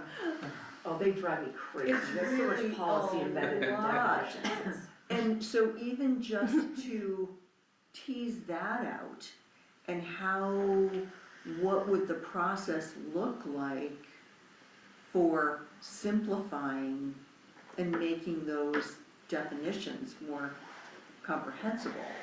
I mean, on whose lap does that fall? I think it falls on our lap, and we would, I mean, I think it falls on our lap. Some of these things, like Audra said, there's like policy or development or standards almost written in some. Embedded in our definition, which you in should never do, definitions. Right. never So, Yeah. so I think it's really, Can you give an example? It doesn't have to be, like, for people that might be listening, or like a so like the street level definition. Yeah. Street level Shanley? is a wonky definition. And some of these things should actually be in the performance standards and really not buried in the They should never be in definition the section. So that's, I mean, we can't be the only town that's no. tackling this. This must No. exist No, yeah, out yeah, there this in a is- simplified. It's the but that's why you nature have to start over. of, we have a code that has evolved, as Jeremy said, over decades. And it just gets added to and edited and amended, and at no point have we sort of paused and said, right. should we reset some of these? You know, we just kind of keep adding, and then we sort of say, oh, well, because we added this amendment, we have to go back and change the performance standards to and then we have to add that to the definitions. Oh my And so God, it's just listen to been, Kim. Can I give you the accessory apartment one? Just it's the very first one that popped up. A dwelling unit of 600 square feet or less of gross living area that serves a primary residence of its occupants. And then there's all kinds of other stuff, primary residence, and so there's a lot What's of wrong that with that that? could be in performance standards Yeah. that doesn't Yeah. have to be in that definition. Well, And that's under just like street top of the level, list. when, Oh, comma, street due to level, the they are slope of the completely Yeah. confusing now. A building has a street level on one side and a lower floor that opens to a pedestrian way or vehicular way on any other side. Then the building has 2 street levels. Yeah. See Appendix 1, Example E. What? Oh, yeah, and And now then it's try to go rated as a there, no street try to level. go there and figure out what that means. Yeah. Yeah. and you're in and that's in the definitions, which is supposed to be the part that explains Right, things. right. So, we were just, before we sort of threw out that I wonder if this is something that our intellectually artificial gadgets may be able to help you with, so. Yeah, a lot. I think that one thing though that,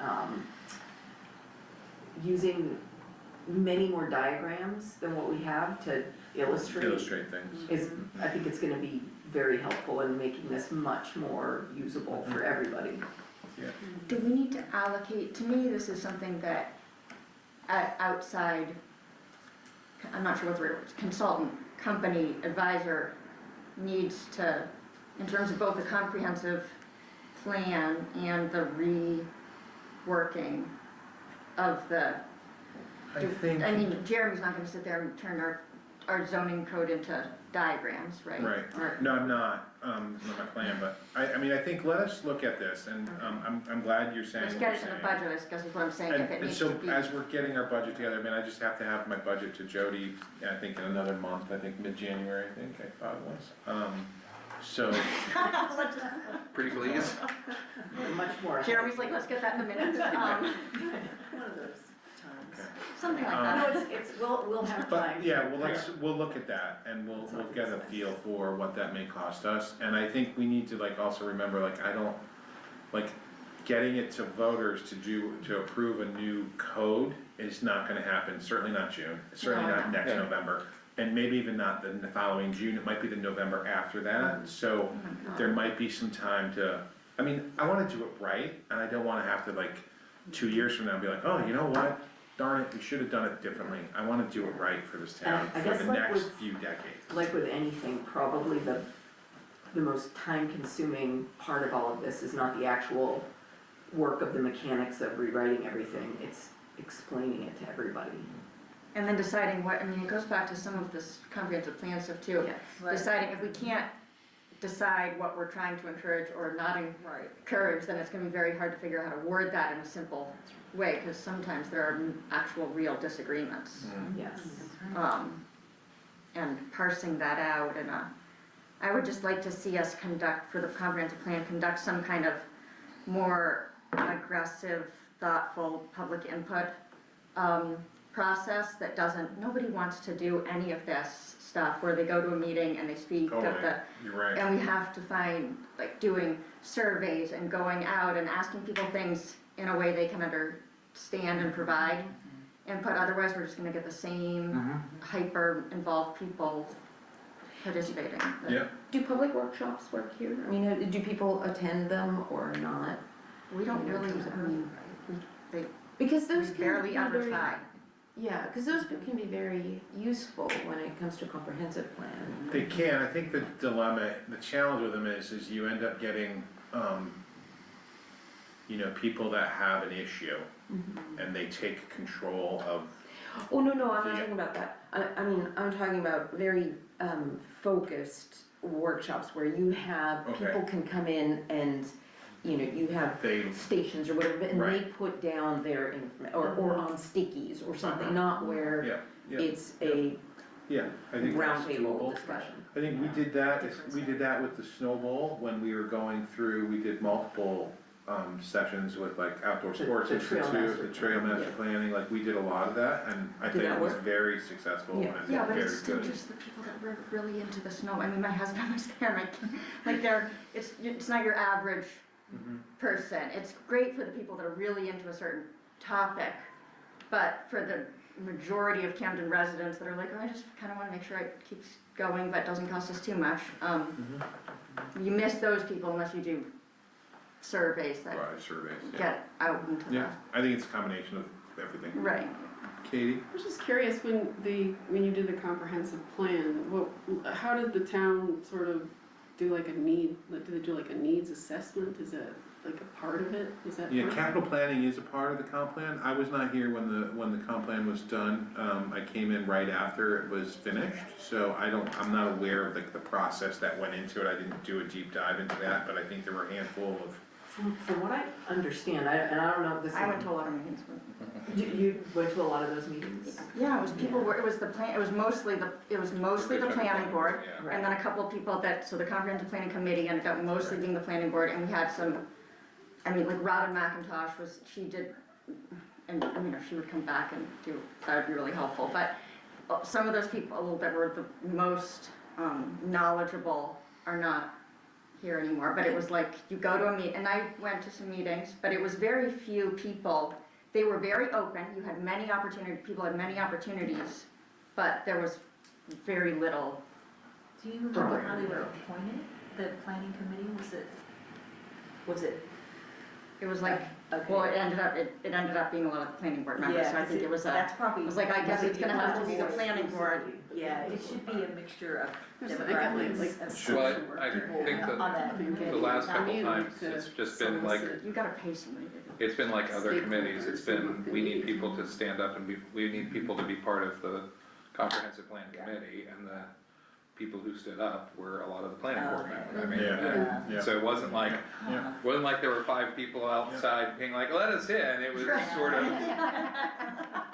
Maybe that could be a way. you There's know. probably people out there who need to be sort of pulled in a little bit, like stakeholders in the community who don't have time to do any of Right. this stuff and are just kind of getting by. Yeah. And maybe, as a planning board, maybe that's something we could talk about doing, just trying to figure out who are the big stakeholders in town that have needs maybe that aren't addressed or get overlooked or aren't the most vocal people. I always think about, disabled people in our community who don't often come up in these kind of discussions. So, when we're thinking about accessibility and things like that, and, I feel like there could be a lot more, just involvement, getting ideas from people who might not even think to get involved in stuff like this. Yeah, going out and ask, I think we have to all, as elected officials or appointed officials, have to take more responsibility for going out. I mean, we get so tired because we go to the meeting and then the people come and they're grumpy and, but going out, the best input comes from people that aren't always offering it. And so taking the time to say, okay, I'm gonna go and talk to this person, and, but it's time, Yeah. time consuming. Well, I mean, we saw the level of engagement around the dam. And that was What a perfect process. ongoing, Yeah. a lot of presentation of the possible options and many, many opportunities for engagement, so, and I don't know know what the total number of people who participated in the sessions at the middle, you know, all of the opportunities that were presented, but it was a lot. And, you know, it was done in a thoughtful way that was, really gave people the freedom to explore on their own without feeling like they were under a spotlight of having to stand up at a meeting and state something publicly that might be unpopular, you know, whatever. It was well-crafted process to get people, you know, give people a chance to explore for themselves what the options are. I also think like just think about the town I lived at before, one of the things we run into, because it's also a town meeting town, is you put all this work into these things and people come and they ask all the hard questions and the select board and everyone puts all this time in, and then by the time it shows up for the ballot, like all this time has passed, there's all these new people who are asking the same questions. So I could see how that would be like a big holdup here in town of just like this streamlining of how do we keep topics like alive to make it to the ballot and have everybody kind of like aware that there's all this work that is going on and, you know, you're not just, this isn't day one of what's happening, but. All good stuff, I appreciate it all. One last thing from me, Lucia had brought up impact fees in the past, and I'll just leave it at that. I gave you the state statute on impact fees. The state is tweaking this right now. They have an impact fee committee that is working on impact fees. They're trying to kill the idea of impact fees that municipalities can collect. These are to offset some of impacts that developments may have on community infrastructure, et cetera, that's needed. So the state's trying to get rid of it. There is just another one of they're thinking that this is why housing is not happening in the state, because impact fees, towns have impact fees and towns have zoning. So they're trying to get rid of, or tweak the zoning and get rid of impact fees. It's funny, because there's towns that don't have either of those things, that don't seem to be getting a lot of housing coming their way. This is one comment I keep saying to the committee, it's like, you know, how many towns in the state of Maine have zoning, right? It's a very small percentage of the number of municipalities in the state That don't have them? that don't have any zoning other than shoreline zoning, yeah. And there's no development happening there. Are there a few issues that maybe, it would, I know we have a lot of like committees, but to ever maybe have like a little committee of like a couple select board members and a couple planning board members that could talk about something like fees or, like I think the fee, personally, that the fee structure, Yeah. we have a lot Need of, some adjustment, I agree. and I don't know exactly what impact fees are. Yeah. I do think having like a smaller group to go to of maybe a couple select board members, couple planning board members for rewriting the zoning code, so that the first time everyone sees the kind of newly organized product is at the end where, you know, Shenley, Jeremy and I are like, ta-da, and everyone's like, oh my God, what did you do? I don't understand this at all. So I think as we're working through that, Maybe some having for it. like a smaller working group to be able to go to and talk through different elements of that is gonna be helpful. I agree with that. Another one of the laws that passed last year requires the town to report to the state on number of dwelling units constructed in the town in the last year. Every town's required to do this. And every town's also required to report on how many of those units are affordable. This is a baffling law. By what definition are they Well, defining affordable? they have a statute. I couldn't tell you.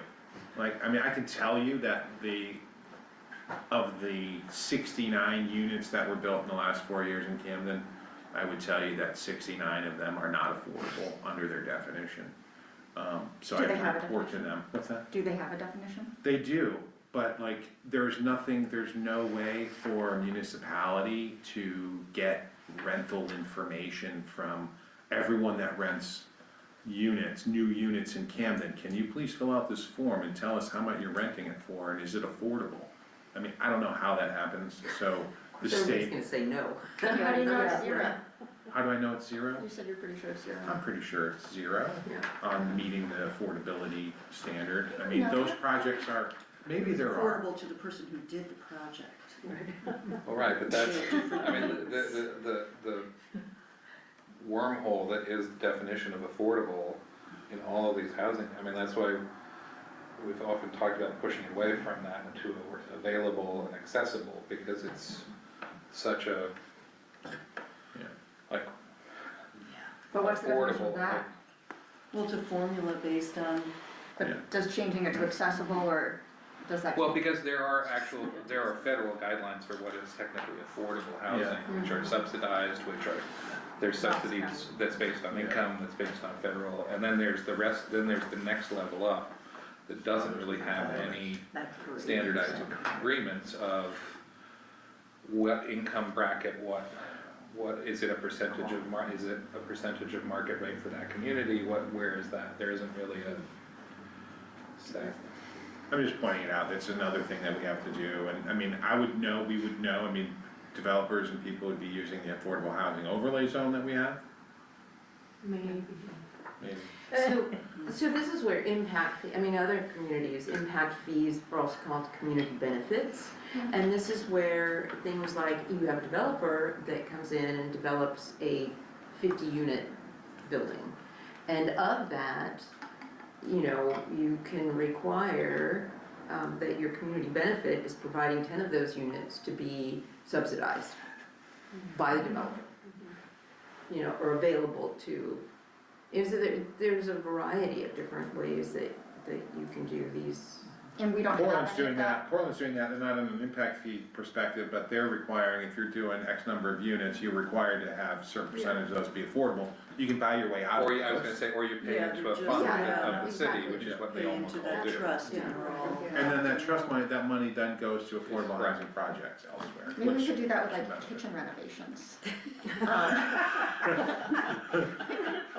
I mean, you think about what people are like, landscaping projects are like, because the problem is we don't have a lot of people trying to build the 50-unit apartments. Right, I know. I mean, I think we should, like, and what are like, what are we, like, is that because, like, I always try to use the example of like, could somebody build an apartment building over by Hannaford, for instance? Yeah. Because that, whenever we try to do it at the tannery, for instance, everyone's like, well, why not? All the good ideas for where you could actually put apartments or something come up, and so like, could we identify a few places and then say, okay, these are things that would be, because I think sometimes people think too about Camden, like, oh, you're not gonna be allowed to do anything there, but if we were gonna say, okay, well, here you can do this.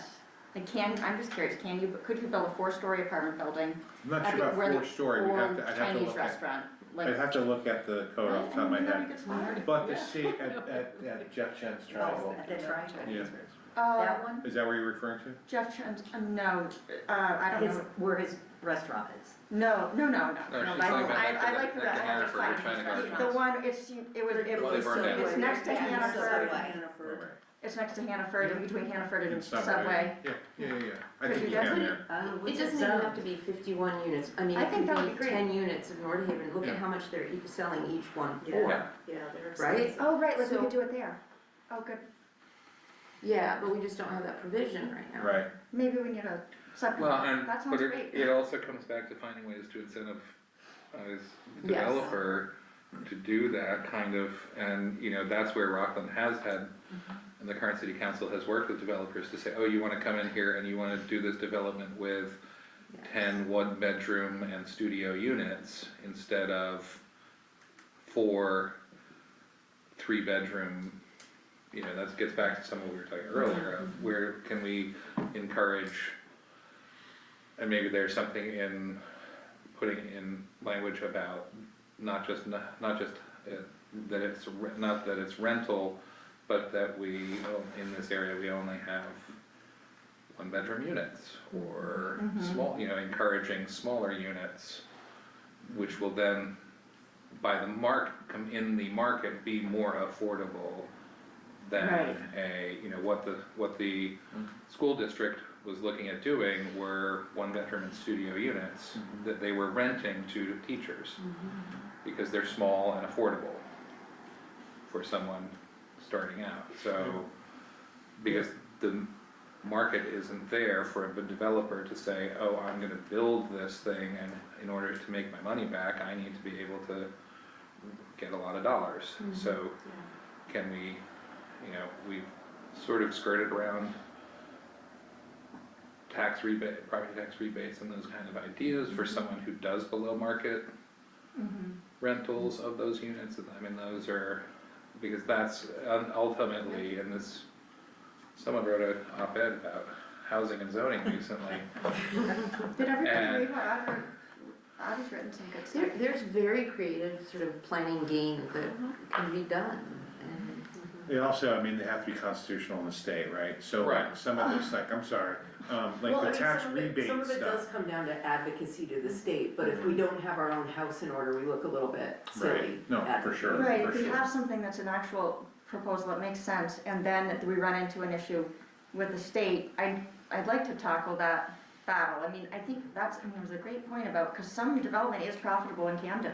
We've seen that, and there's a lot of desire to do that, and there are compromises that can happen where we can say, all right, we can let that happen, and rather than just saying, okay, no more development within 500 feet of Spring Brook, which is kind of what I want to do, but there's probably a better way if we can have more. I like community what do you call it? Community benefit fees benefits, or yeah. benefit. I really like, I mean, I will talk, we'll look at contract zoning and see if there's a finagle, like a way, just see if town meeting form of government has used contract zoning in some fashion, because I do think there's a significant benefit for that, because you change the zoning, but you change the zoning for a project, but you give them a lot of benefits on the development standard side, side of things, which really helps projects. Like your road frontage went down requirements, that was a contract zoning thing, right? Right. So that enables, rather than having 100 feet wide shore frontage, now you're down to say 50, and then all of a sudden, which was one lot, now it's 2 lots, and it just makes things work a lot easier. Well, and For from the developers. couldn't the warrant article be to allow the select board and the planning board to approve, I don't know, I gotta look into it, so Yeah, I that's totally get right. it. rather That's- than. that's kinda where I was on a- thinking on of a looking piece at. by piece, Mhm. just to give us Mm-hmm, the permission to do it, that's what I was gonna look into, yeah. I think it's worth. Right, in the affordable housing overlay zone or something Right. like that. Right. Yeah, And not just housing, but there are certain things like last year we approved 3 additional floats for Lyman Morse, right? And so there are big projects that come in like that benefit a particular developer or a property owner. And, there are ways that they can give back to the community, and be it in kind, but we just don't have any way of asking them for that sort of thing, It's such a good, I mean, cause that's a public like public resource, access or it's a something. public Exactly. resource that they're putting infrastructure in, That's and they're exactly making right. money off of it, and not that that's a problem, but it is a public resource, right? And- Well, and to Alice's point and the recommendations in the resiliency plan, which talk about a harbor path and sort of say, if we were working with property owners on Bayview Street to all lift all ships together literally, and but hey, we're gonna help you out, but by the way, we'd like to have this boardwalk project go in the shoreline zone of your property. If you can work with us, like, we'll help you out if you work with, like, there's. And Belfast, and just an example, Audrey and I were chatting about it earlier, that's what Belfast did for Front Street. Yeah. So Front Street Shipyard was a contract zone, and they were able to do some things that they normally couldn't do. But the city was like, okay, well, you're gonna do it, but you're also gonna do public easement. Yeah. And we're okay with it. And now, I mean, back then, everyone was like, no way. I mean, that was the reaction back then, and now I think everyone in the region and in Belfast certainly thinks that that is just an amazing asset for the community now, for the region, really. I mean, you can walk from the boathouse, the old MBNA boathouse, all the way out to the train station on Head over tides, yeah. accessible And across the property, river, Yeah. What's that? and across the river. And across the river, yeah, it's pretty spectacular. Alright, I'm kinda done for today. Yeah. How about you I would folks? just, is Anyone? anything else, Pat, you haven't weighed in, or are there any particular things or frustrations Well- or? I would like to get rid of the parking issues in town. What do you mean by that? Shenley told me there were parking issues in the town. Like the requirements? Minimum requirements? Yeah. Yeah. So, Well, you're gonna be talking about that on Thursday night. we do have a hearing, we have a hearing on Thursday on residential, say, like, all across whoa. town to get rid of parking, a minimum parking requirement for every dwelling unit in town. Remember, we have currently just in the downtown, in B1, we exempt parking for a lot of uses. Most all the uses except hotels, I think, hotels and motels in the downtown. But now the plan is to get rid of parking, all requirements, doesn't mean people aren't gonna build parking, right? People still have cars. can. Yeah. But we're just not gonna mandate that you have a minimum number of parking spaces for a dwelling unit. We're just gonna let people do what the market should do. And that's what we're gonna do. If that's where you were going, and maybe Yeah, that's where you're going, okay. Yeah, Yeah. yeah, That's where it's going. which is just one little parking issue. Yeah, let's not, But if you're a developer doing a project, you know, it's like $10,000 to $20,000 a parking space depending on the scope of the project to build a parking lot. And that's expensive, Yeah. and that is really well, definitely. and it eats up how much of the land you're giving up so much of the land just for that could be, So you know. I can't make it Thursday night, but I had a question. So is the assumption that all those people, if there's a new apartment building, all those people will do street parking? Yes. I honestly, I Some think of the them won't have assumption, cars. I think the assumption will be that the developer will figure out what is appropriate for his tenants. And what he's going to, how he's going to rent that building. You trust them to that. What's that? You trust them to that. Well, Impervious. yeah, I do, Surface will limit I it. do. I mean, I have the to reality tell them is that they if can't I can't find a place to park, I'm not gonna rent from that guy, right? Or that person, I wouldn't, right? Right. But, But if you think particularly in like B1 and Village, you're not really, there's not many spaces there that would be a new construction project. But there are many in there that are existing homes that could be converted into 3 units perhaps. And that 3-unit building would now need 6 parking spaces. 6 parking spaces. And it might be just 3 one bed, one And it might bedrooms. be 3, right, it might be 3 one-bedrooms, or it might be a couple who only have 1 car. And so the 2 base, and they may already have 2 spots on, and 1 in front of the property, so, you know, someone who's doing a big multi-unit, Allison's 3 or 4 story project over by Hannaford is probably going to put some parking for there, because there is. probably, but you could be sure that they do. Well, But by putting it requiring another it, way. you gotta let The people. requirement is so strict that it just limits, and we saw it with, we had requirements for businesses in town that they had to have, and what they were doing to qualify that was renting parking spaces that were nowhere near the business, and were not actually benefiting people going to the business. And their renting of that space went away decade ago. Right. Because no one is tracking it, no one's monitoring it, it's just like a not, I mean, I would say, Because people park in the street most of the time. I was gonna And say we can that. allow that most of the time, and when there's a parking ban, Right. you have to, Yeah. you're gonna have to tell, I mean- like, I have to tell people that rent from, at my house, okay, like, they pay $50 more if they have a car, because a lot of the people that have rented from us over the years don't have a car, and I'm like, great, we're not gonna have to try to shuffle everybody into the driveway when there's a parking ban. Yeah. And If you- so, there are more people than we realize Don't that have don't Well, and have the Knox Mill, both the condos and the apartments are a perfect example. So we Right. used to require that each unit had to have 2 parking spaces. Those lots were empty, nobody was using them, it was a massive waste of land, and we had to reduce it to 1. Still, even the parking deck isn't used most of the time, and now we've done away with it completely, and they have plenty of parking. Right. And most of that area is now public parking, so it's just really bad land use policy It to is. dictate parking minimums. And I would say there's 3 projects, and I know it's not here in Canada, but there are 3 projects in Belfast, housing projects that were recently built. 2 on White Street, 1 on Congress Street, if you're familiar at all with Belfast. They're workforce housing, affordable type projects. And they have large parking lots, all 3 of them.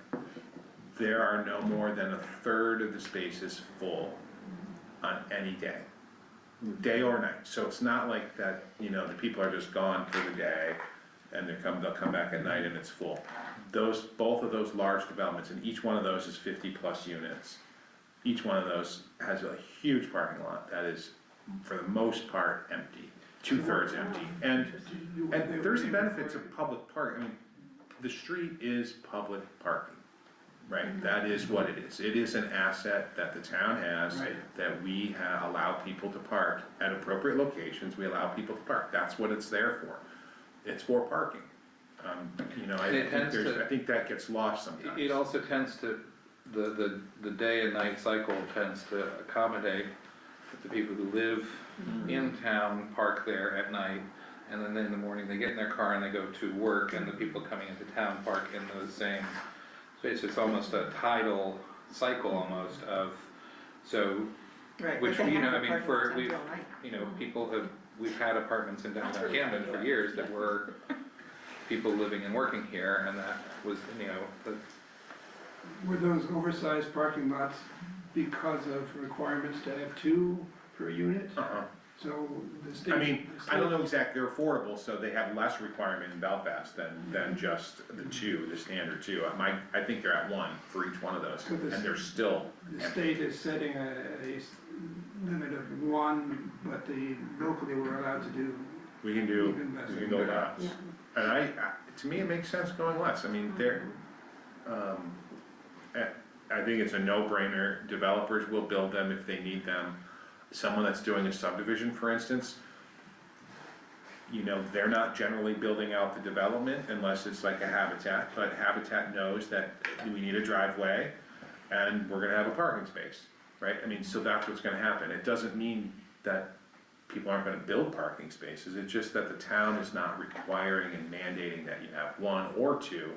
We're letting We're letting it be people market decide. driven. and it can also For be, dwellings. one of the things that is good about, like, Nordhaven or what Habitat is doing in Rockport, is there's like some communal parking that gets you to some of those, so it's also saying, we don't have to have 2 spots at every residence, we can just consolidate it here and allow the developer to do things that fit the land if they're doing more of a hub development.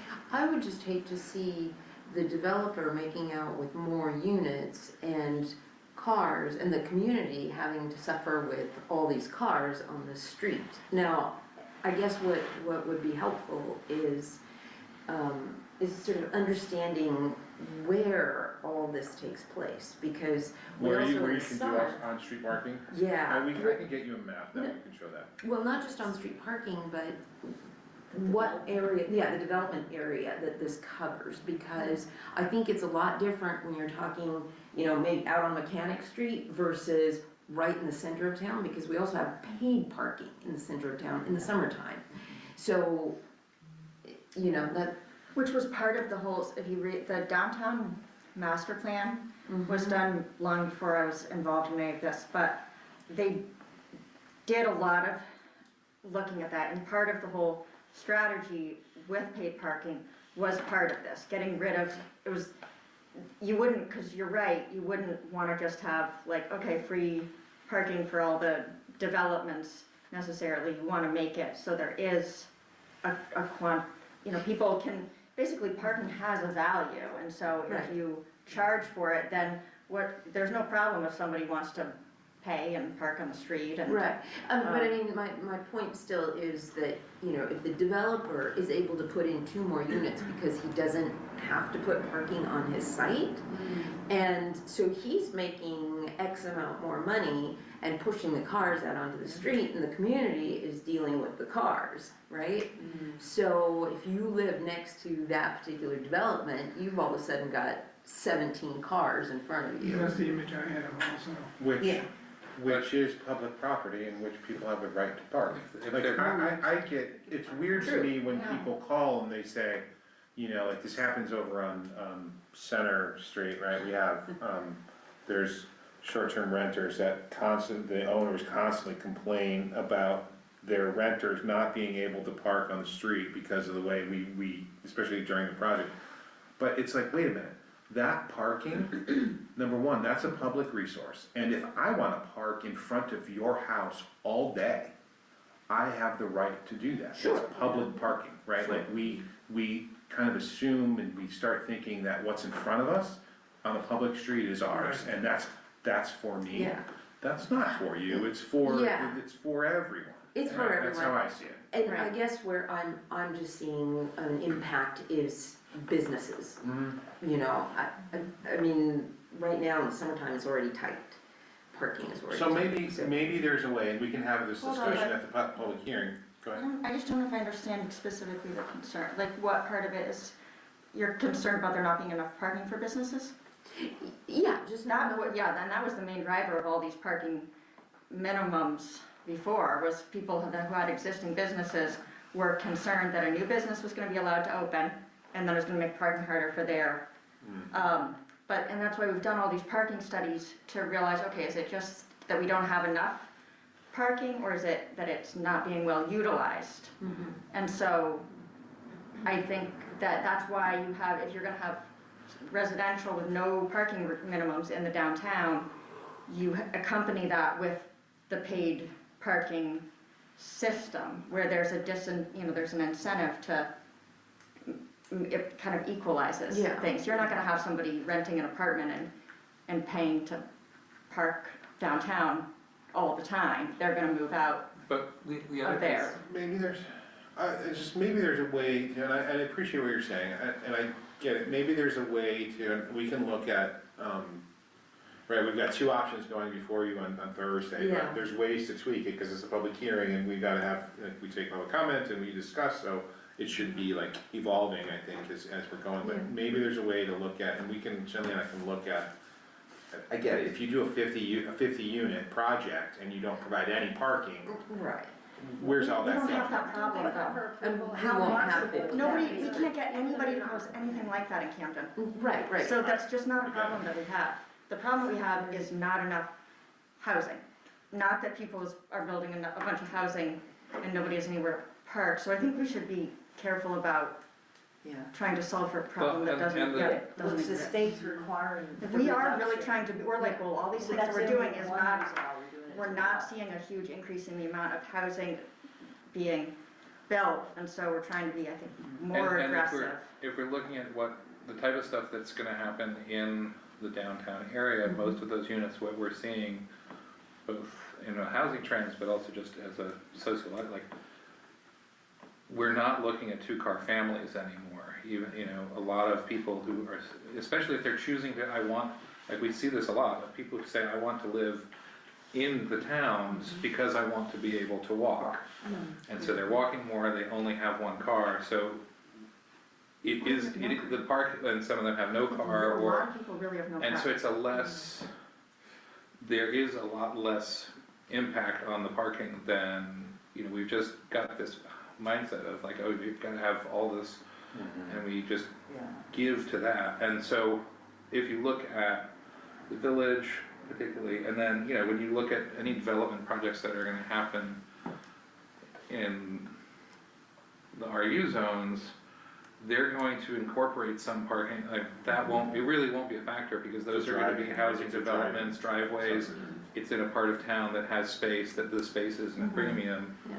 So, having more people who are living in town, and again, as I said, a lot of them may not work, so the parking shifts. It's kinda like, when we were talking about parking for businesses, there was discussion about like, okay, well, the night, like, if you're coming to something at the Opera House, usually about 5 or 6 o'clock, you can park really close to the Opera House because all the daytime, most of the daytime cars have left.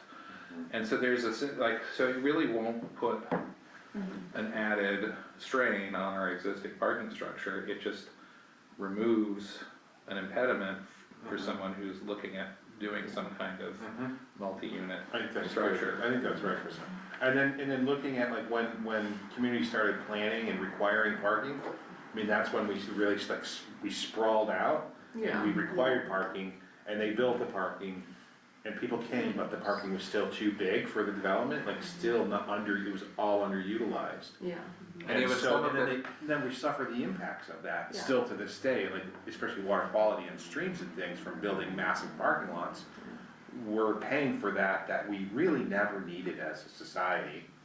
And so on this side, maybe we're actually being a little more proactive. We're saying you actually don't need to build all that. And then come to find out if things change in Camden and we start getting 50-unit buildings sprouting up in parts of town, and then we say, oh gosh, this is really becoming a problem because there's parking everywhere out on the street or wherever and it's not working, then we can go back and maybe look at figuring out how to do that going forward, rather than saying, you've gotta build parking, you have to build it. Let's just say And you keep in don't mind have to that build it. it's not just two spaces, it's two defined, very large, like, it's not just parking for two cars that you can, there's existing homes that we squeeze two cars into a driveway. This is two, I can't remember what the dimensions are. 9 by 18. 9 by 18. Plus a travel lane, it's two-way, It's it's the 24 significant- feet between both parking spots. One is the requirement. massive. Right, but my point being, like, with an existing home, you can have a driveway that's basically about the size of that you can squeeze two cars in. The requirements that any new project has, it's a much larger space than what sometimes we think Because of you as can't back out, there's some rules about not backing out into the, so it's like the parking for cars is like, you have to be able, there's this weird T formation that. Well, no, So I'm I a was just proponent of less parking. I Yeah, just wanted to I make get sure it. Yeah, that in the core, it's not going to cause an issue for. I get you. We should read the parking study, I don't know if you've read that, but I swear I was never gonna care about parking, but. like fun, lending. That's a good chair of the planning board, you might want to read. I didn't wanna do Subject it to either, peruse. but we do have enough parking, if people just move around a little. Okay. Agree. I mean, I was gonna ask for direction, but I think I've got direction, I think I know where you all are. And, I mean, I think,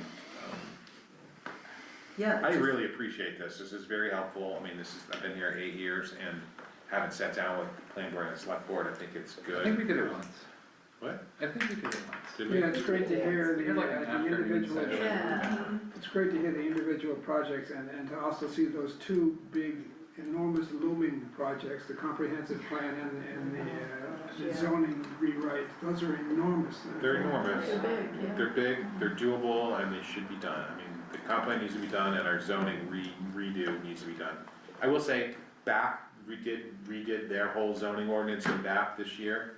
It might be, if you're interested, I'm sure they still have that stuff cached on their website somewhere that you can see how they went through it. They're really proud of it. I think they got an award for it at the planning conference that we went to recently, so makes people like us kind of get all giddy. It's kind of weird.